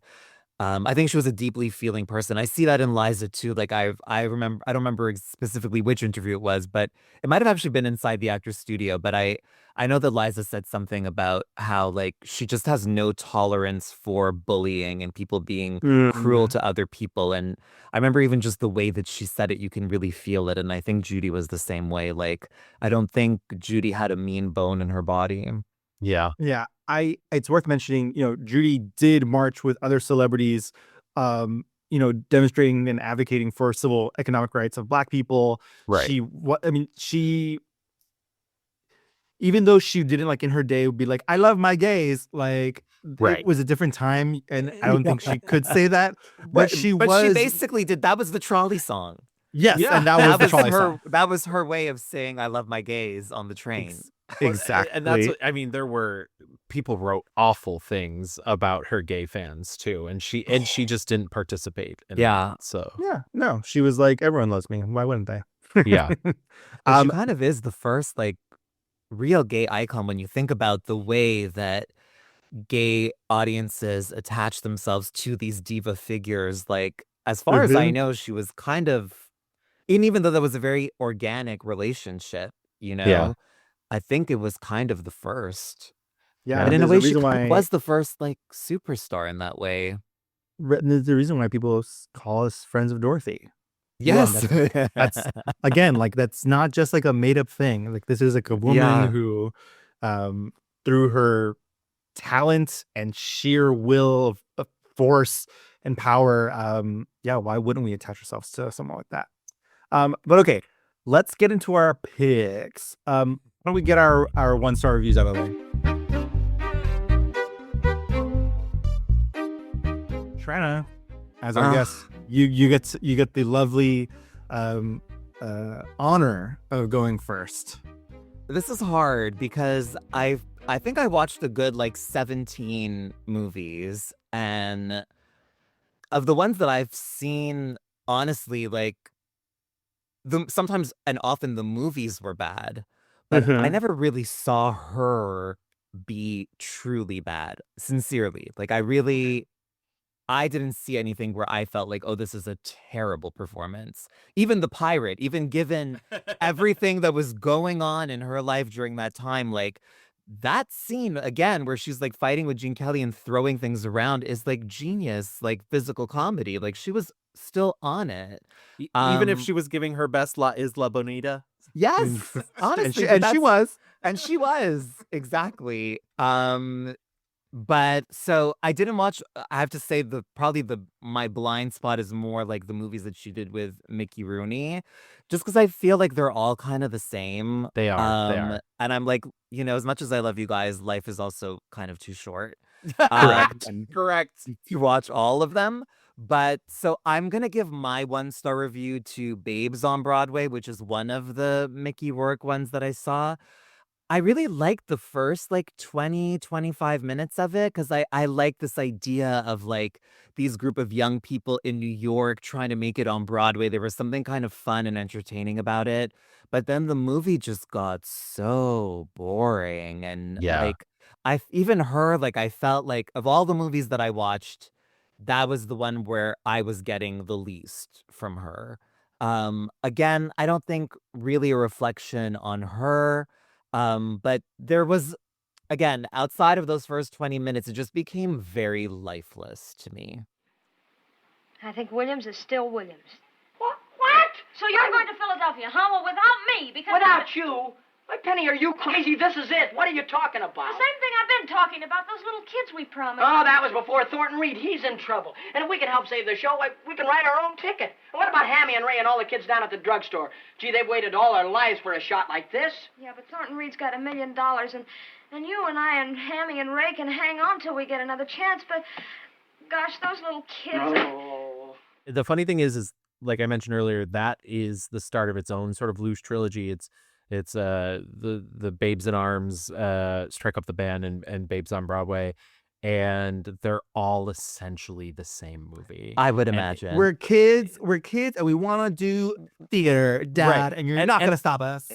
And in 2 of the 3 of these, we're also gonna do blackface. Mhm. So that's what's yeah. hip. Well, I didn't Yeah. even watch the ending because I knew it was coming, and I Yeah. really was like, "There's no point." Yeah, you bowed out at the right time then, Yeah. because it doesn't. Yeah, it's But not yeah, worth but just seeing. there's just a lifelessness in that movie that, again, even on her part, like, yeah, just wasn't really giving me much. I think that's a very good choice, honestly. Solid pick. Okay, Gavin, what about you? What do you got? I think I'm also going to stick sort of in the same area as Tranna, because I also agree. There were a couple times I was like, clearly you're a little miscast for this, but I think everything was mostly kind of tailored towards her and her abilities. So it was hard for me to like base this particular 1-star review off a performance. So I am also doing movie. And like I said, I hate Mickey Rooney, so it could be any number of those Mickey Rooney movies. But the one that annoyed me the most was 1943's Presenting Lily Mars, which is not a Mickey Rooney movie. But Presenting Lily Mars is this movie where she's a young small town girl, and her mother is like, "We're gonna make a star out of you because of that singing voice." And they encounter a Broadway producer because his father's the local physician in their town, and it happens that her like family tunes his piano or something, and so she finds out, and literally the movie is her terrorizing this producer to try like showing up on stage, like tricking him into coming to her auditions and whatnot. And Hey, I this was is giving Christina Aguilera in Burlesque. yeah, It yeah. is. I was, It I was, is. I was like, what is this Home Alone nonsense? Like, she's just like, let this man be. And then at the end, she's rewarded for her bad behavior. She's not rewarded all the way. She does not become a star. She basically lands the role as an understudy at the end, but then still gets like uh-oh, she has to go on. And it turns out she's really good at this. And I was like, no, like, it's like, at least have her fail.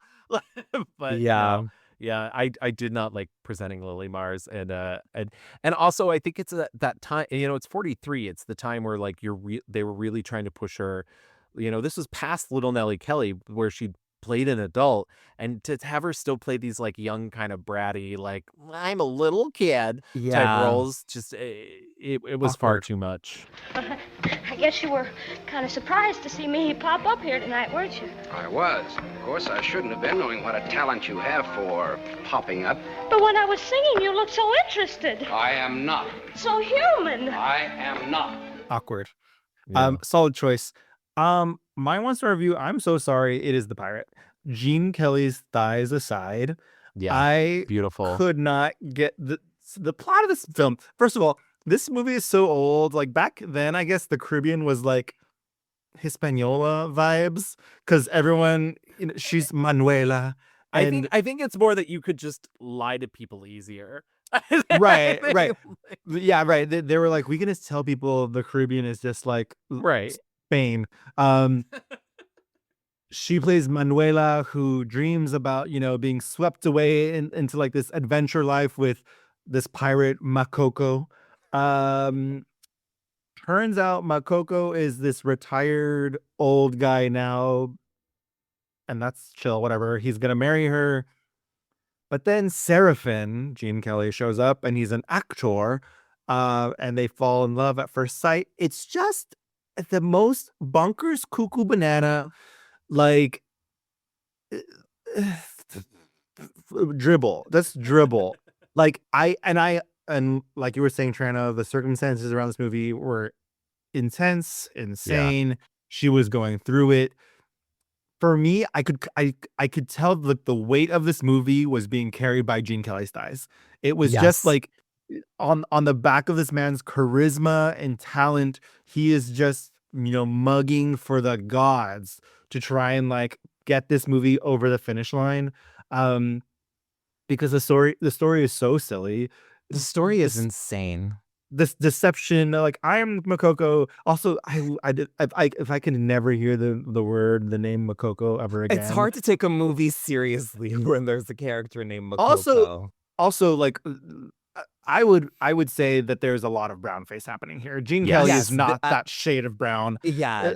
No, One it's hundred extremely percent. problematic. I'm not saying it's a good movie, but I'm saying it's a good bad movie in the Yeah. sense that like I think Sure. it's entertaining. Like Sure. it's not the kind like Babes on Broadway was bad, but so bad that it's just boring. Sure. You Yeah. know, like Agree. This is a movie that I would put on without the sound. yeah, because Judy also looks amazing in it. She really does. Gorge. And he looks amazing, and the costumes are great. His And it's so tiny rare to see her mustache. with long hair. Like she looks great with long hair. Yes. Yeah, I don't like this movie. Think it's too silly even for me, which is saying something. Vincent Minnelli, you're like some gorgeous work here and there, babe, but like I think the pills were hitting too hard. Yeah, no, it on is a this one. fever dream. That sinister brow, the hawk-like glance in your eyes, those savage shoulders, the ferocious nape of that neck. Oh, I can see you now in battle. The clash of angry swords, the roar of cannon, and you, Makoko, standing there with lightning breaking about you, dominating everything. Manuela, there's something I must tell you. Look, And to think I thought you were nothing but a common actor. Is there anything else that we want to mention in the like not as great zone beyond the like Mickey Rooney I know. Can I just genre? throw them all into the pit? Yeah. Yeah, throw all of those in. I would also mention, I just saw Summer Stock. I was like, by this time, we've seen a lot of movies that are like, we've got to put on a show. Yes. And like this movie, this version of that is just so boring. It's And really boring. And it's wild because like Judy and Gene, just Yeah. generational talents, and it's somehow they're just able beyond the get happy number. Right. All right, let's get out of here and let's talk about our 5-star reviews.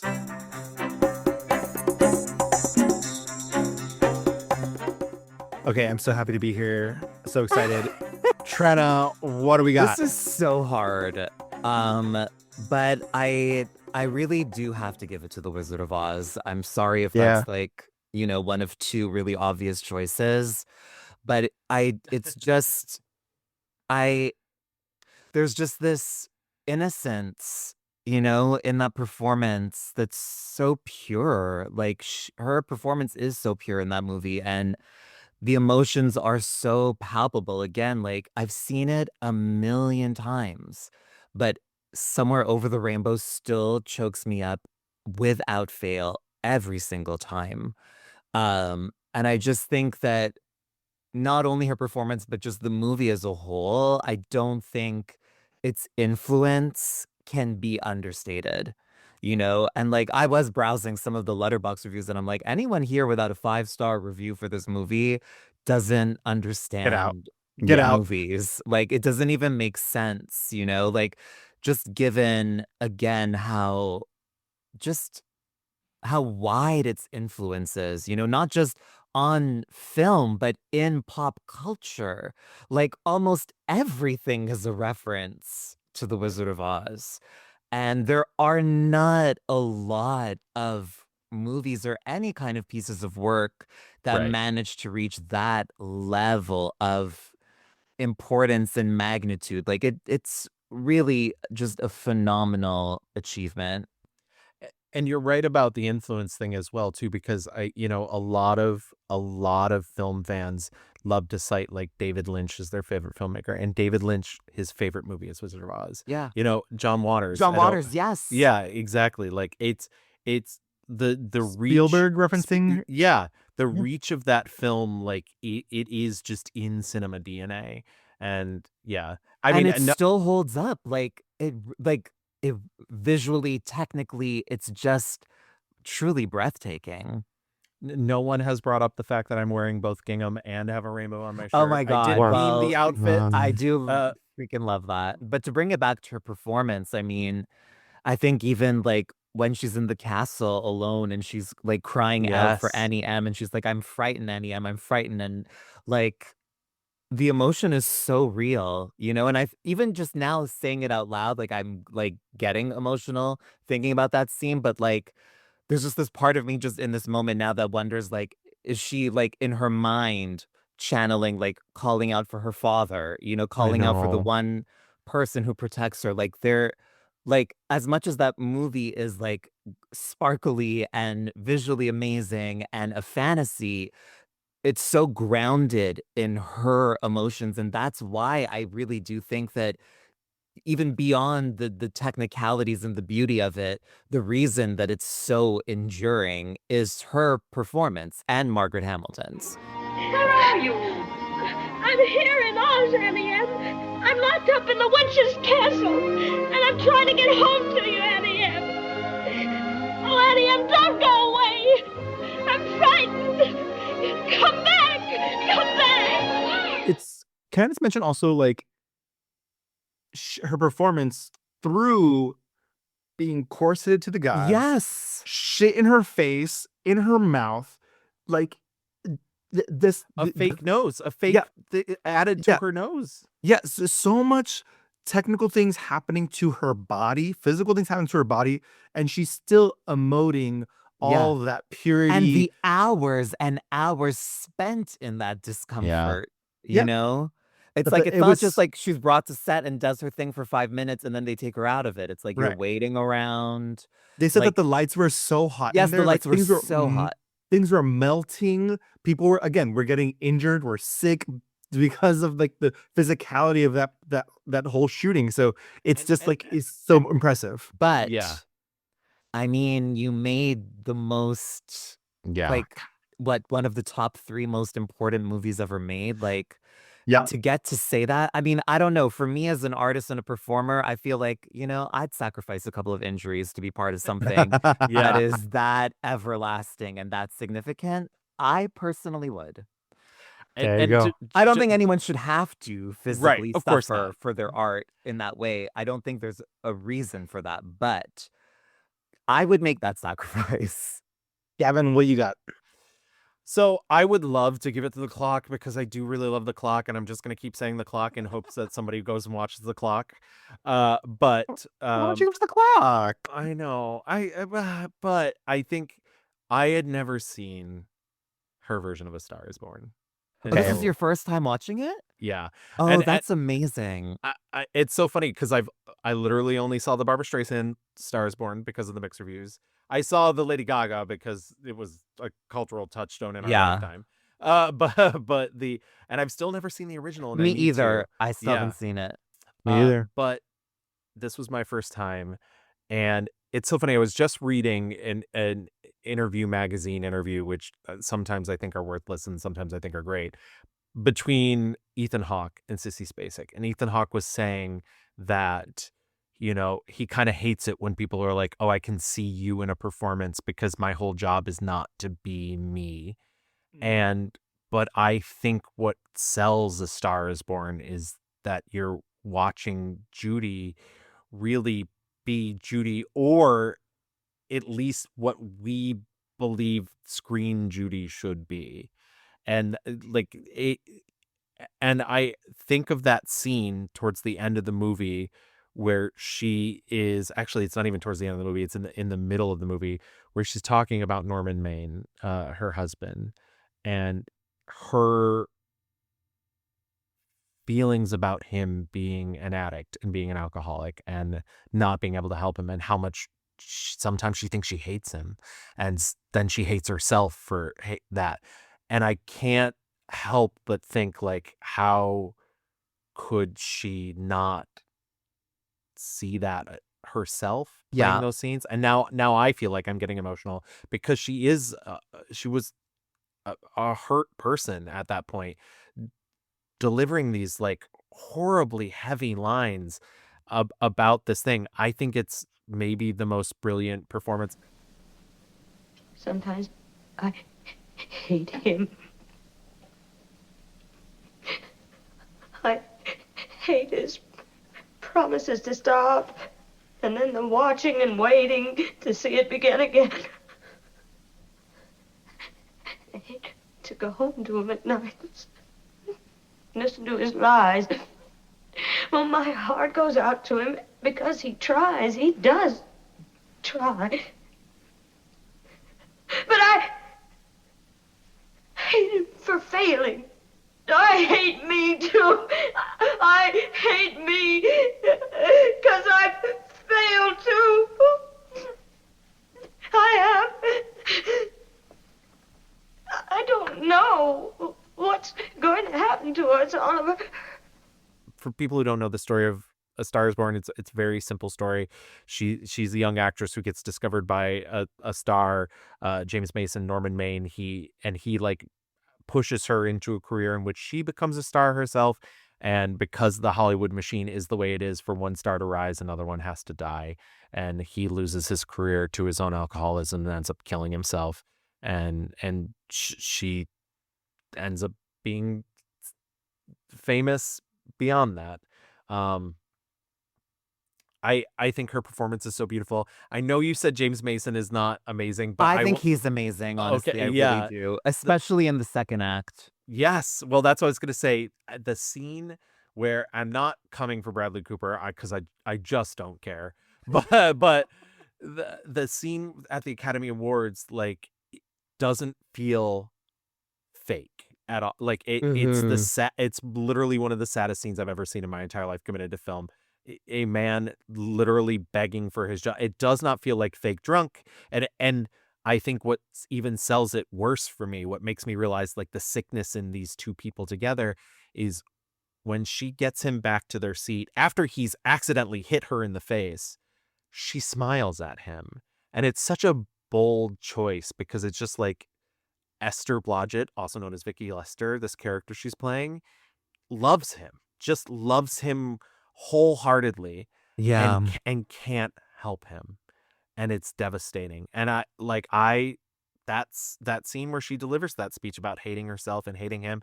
I was like weeping, and I was surprised. I didn't know she had it in her. I always thought she was good, but I didn't know she was that good.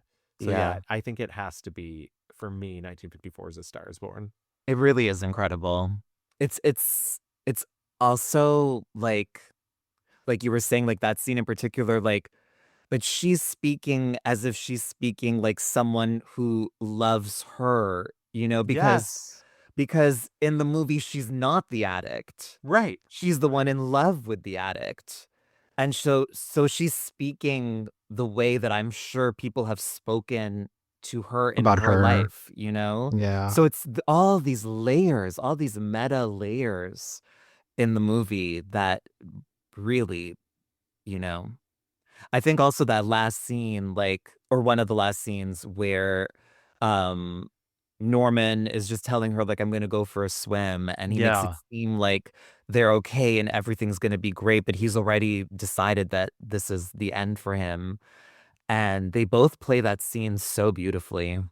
Yeah. It's so tragic. A Star Is Born is also my pick. I thought it might be, and I didn't want to take up too much time because I really want you to have your moment.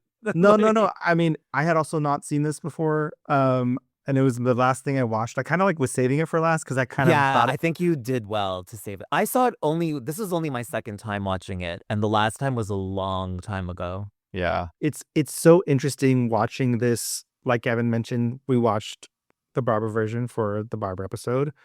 Which is one of the worst movies. I truly feel bad because I was like racking my brain and I'm like, I don't remember the Barbara version that much. You're lucky you don't. You're lucky it's you not don't good. remember the Barbara version. I was like, Chris Christopherson, so hot. That was all I could think of. I was thinking about the Lady Gaga version. Yeah. And this, I mean, it is like, there is something to be said, like how there's this X factor with each of them, with actresses and entertainers like Judy, Barbara, Lady Gaga. And Tranna, you're absolutely right. It's just like this, the layers of, I think the interesting part for me is that, I guess we all have like relationships with different people who have been touched by addiction and alcoholism, and like she's having the conversation with the manager guy about what are they going to do, and are you sure you want to do this? And freaking Norman is like overhearing this, and he's and this is the moment where he's like, oh, she's ready to give everything up for me. Yes. And how, and he feels horrible about it. But what I found this the most devastating is she's like, he was the one who gave me my dream. He's the one who made me believe in myself, that I could be more than who I was. And, you know, he's the one who told me to take off all the makeup and that I am beautiful. Yeah. And it's this like, again, I don't know that anyone like ever told that to Judy. Yeah. Beyond her fans, maybe. But like, there was no one in Hollywood that was like, actually, Judy, you are beautiful, or that we know of. Maybe there was. Yeah. But there was not someone who said, Judy, you are like our greatest talent. And there was nobody who could make her believe it. And I Yeah. think that's what you're getting at. Like, And 'cause even if somebody said it to her, yeah, they couldn't undo the years of Right. being Yeah. told she wasn't. Right. And But so also, like, so many of the men who came into her life, like, even though it was romantic, like, they became involved in her career. Yeah. You know, like, she never, at least from what I can tell, like, even when it came to, like, romantic relationships, it was never just about the love. It was always them trying to get something, you know? right. Yeah. You know, like, how can we, you know, make you more money? How can we, your career, Yeah. kickstart your career again? I don't know. I think I do think, you know, is the movie a little bloated? Yes. But I do think it is a fucking big middle finger to everyone and a reminder, like, look what this woman could do. Yeah. Look what, and this was after her like little mini exile from Hollywood. And she comes back and she is dancing her ass off, singing her ass off, and just so emotionally, like just raw and sensitive and small when she has to be, big when she has to be. It's just a masterclass of you know, and like, I don't know. I was just kind of like astounded by the performance. It's so good. And what's the sad part is, like, we could have had a whole, you know, other decades worth of The movies. fact that she didn't, like, no one wanted to work with her after this is insane. Like, I Yeah. get that it was a troubled shoot, obviously, and she was still going through a lot, but if someone just had, I don't know, invested in her well-being what and if just was she like, "We will had take won care of you." Yeah, what if she had won the Oscar? If Yeah. Hollywood, if Hollywood would have said, "Wow, this is someone who's been in the industry for so long. We know she's had a troubled career and troubled life, and like, and this movie is about our fucking industry, Yeah. like, and why, and it's just like those fucking assholes could not give this woman her flowers, and you know, I wonder like what would have happened though. I mean, addiction is like something that is so fucking horrendous, and you know, who knows what would have happened. The one real quick, I know because we're going long, but I do want to say that scene when she does, I think the clincher to that scene where she does have that speech about Norman being an addict is she then has to go out and nail another musical number. Yes. And does it and like turns it on, and that Was the most telling moment, I think. That sums up, I think, like her life in show business. And the you gotta smile devastating through it. and the devastating, like the newspaper behind her, it's like the future is bright. Yeah. And it's just like this tension. There's so much tension in this movie. It's so Yeah. good. Anything we want to quickly mention that you really were surprised by, really enjoyed? I would say Judgment at Nuremberg as well. Oh, Like, yes. Yeah. for all the reasons that I said Yes. before, like just such a unique performance in her filmography where she really is, you know, very lived in, very real character that she's embodying that just 100%. feels, it really stands out in her filmography to me. One of the, if you're gonna watch like one of her kind of old school musicals, In the Good Old Summertime, I think is the one you should go to, especially because of the "I Don't Care" number. I was gonna towards say, the end.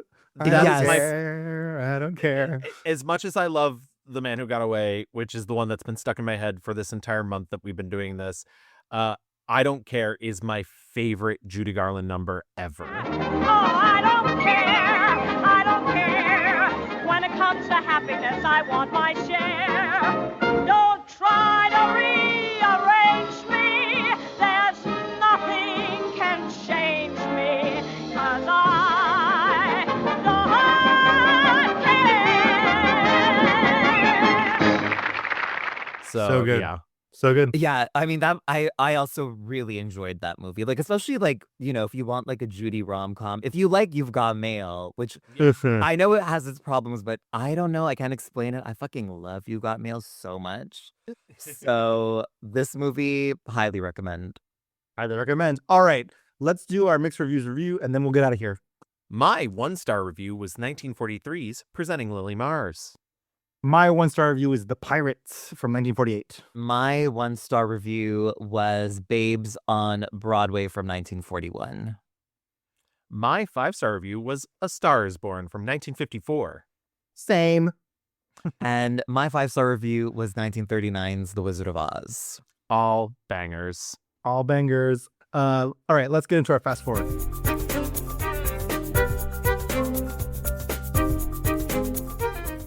Obviously, we've been talking this whole time about Judy's impact on fame, and like we can't ask for anything more from her. But I think like I can't be. I think you're kind of right, Tranna, when you say this. I don't know if there was a star of her type beforehand. There were singers and there were actors and there were dancers and there were triple threats, people who could do all three, but nobody could ever really achieve the height of fame that she did specifically doing that. Yeah. Yeah. I mean, like, it's really impressive. There was, I mean, obviously there were her contemporaries. I mean, we talked about Angela Lansbury and the Harvey Girls, who obviously was a theater actress and was doing the same type of things, but like, she never achieved the fame that Judy got. No. There was people like, who am I thinking of? Who were also singing, also dancing, also acting, but like none of those divas got. I mean, Ann Miller was one of them, who was amazing, but just never penetrated the culture the way that Judy did. And I think like that is just, and listen, we have those girlies today. I mean, like Haley Seinfeld, love you, diva, but like you're never gonna be like at that level. Like there's an entire like Disney machine that is in the mold of the Judy Garland. Has been doing it for 30 plus years. I mean, no, not even 30 plus years, like 70 plus years. Disney is like a factory and still has not produced a Judy Garland. But Judy brought, even in the movies that are so sort of very thin on plot or just very glossy and pretty to look at, but there's still an emotionality to her, that grounds everything.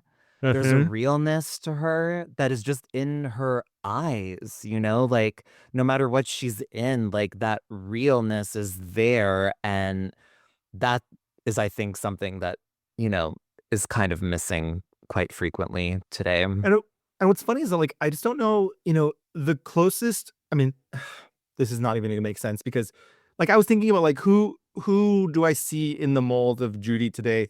And like what I came up with was like Megan Hilty, the voice, performer, entertainer, obviously not like in the culture,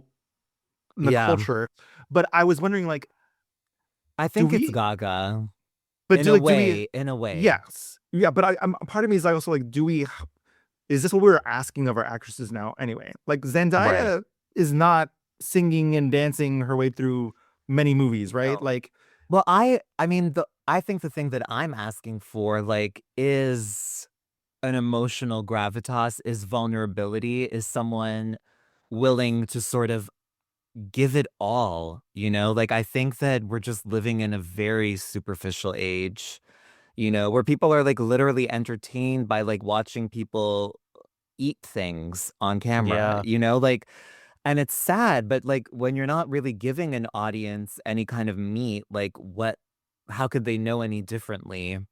But I And mean, that's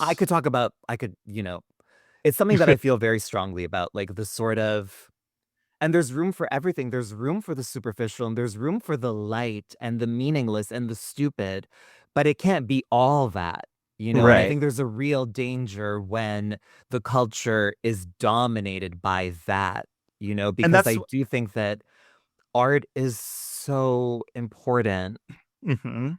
I think that's why I say, like, when I say Megan Hilty or even Jennifer Samard, divas like this who are emotional, belting Yes, powerhouses, but it seems like there's no place for them in, like, you're right. Hollywood. Yeah, but Like they should be megastars. They have Right. everything. They have the charisma. And the people who know them are obsessed, right. I mean, like, you Audra know? McDonald, like, Yeah. not that Audra, like, is, like, a dancer, but, like, there are people, women, artists, singers, actors, dancers who are doing a lot of this stuff. It's largely on in the theater world, but it Yeah. just doesn't seem like Hollywood and movie. I mean, Well, God people help don't me. like to be challenged, Yeah. but maybe they never did. And I think that's what's interesting about Judy is that, like, I mean, when you look at the 40s and, like, people weren't being very, like, there was this gloss over everything, and this sort of like hiding true emotions. But Judy was so, like, messily herself at the same time. Like, she was a challenging person in a Yeah. way. Like, when you look at things like Oh Mary, it, like, feels like a miracle that it, like, Yes. became Yeah, such yeah. a hit. But it's like, that's what I want more of is, like, these really unique, weird, but, like, you know, artistic things. It's very telling that, like, we can go in a million different directions, and it is Yeah. all because of, like, the discourse of, like, Judy, her talent, and her contributions to art, and thinking about, like, how did we get here from, like, the place Yeah. that Judy, like, left us, and, like, for all of the inspiration and all the, like, you know, all the art about Judy that has been created, in her life, Yeah. and Liza. I mean, we haven't talked really about Liza and, like, her impact and her, what she's there's, like, a legacy of art that we owe to Judy, Yes. which is incredible. And she fucking didn't even make it to 50 years old, which is No, I just know. stunning. Crazy. Tragic.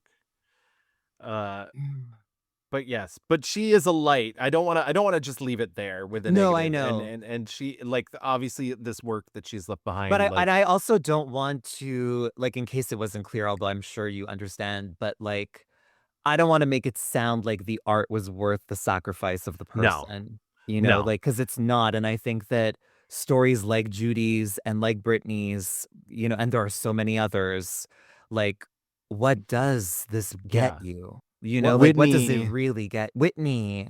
Well, I was gonna say, for every story that ends with everlasting art, there's also thousands, millions of stories that turn out just as bad and Exactly. are worse. Or I mean, And yeah, I'm worse. sure that all of them, Judy included, I mean, I can't speak for them, but I will in this moment. Like, if they were given the chance to do it all over again, I do not think they would choose it. Would, I think like, if people could just make that level of art without having to be famous, you Yeah. know? there's there's a world where I'm like, if she could have just toured. Just toured. Yeah. I mean, if imagine her right now, and it's like set up in Vegas and just fucking have people come Yeah. and see you for, like, decades and print money and just, like, make people happy. Like, oh, come on, get Yeah. happy. But there's a darkness to that too, you know what I mean? Like, You there's a think? there's a darkness to, like, performing and touring and the exhaustion of that and, like, the Right. And she exhaustion of and live performance. audiences made her nervous. Like, she was Yeah. anxious to go on Mm. stage. Like, uh so yeah. It's hard to find a way of doing show business healthily. Yeah. It's, like, very, very difficult, and I don't know if anyone really has, you know? Especially as a kid, like, Yeah. starting off that young. There's so many of these, like, movies that are like, I was born in, the theater, and it's in my blood and in my Yeah. veins. And it's like you were saying, like, they're romanticizing this horribleness. Like, there's Yeah. really, hard life. But, all that being said, she will forever be a legend. She will forever influence all the art we consume. And so with that, we thank her. Yeah. And we will always strive to be the artist she was. And And the she only can't way be forgotten. We cannot have, Yes. although she's lucky with The Wizard of Oz because almost everyone gets introduced to that movie. But Mhm. I did this little talk at a college here where most of the people were 17, 18 years old, and they didn't know who Cher was. And this is happening more and more. And I don't know why there is this lack of curiosity about the greats who came before, because I do think that I said it Right. before, Judy is a masterclass, and she is. And there's real value in that. We cannot let these people and their art be forgotten.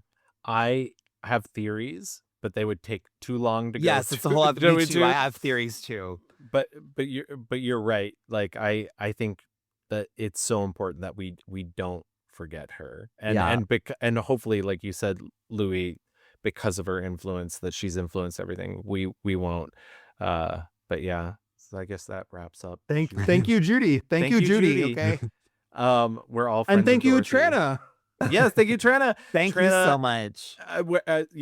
We definitely do want to leave it on a positive note. Please tell people where they can find you online. Please tell people what you're up to. Anything that you're doing upcoming. This episode comes out this week. Oh, wow. So yeah, so you should be good for Sure. anything post that.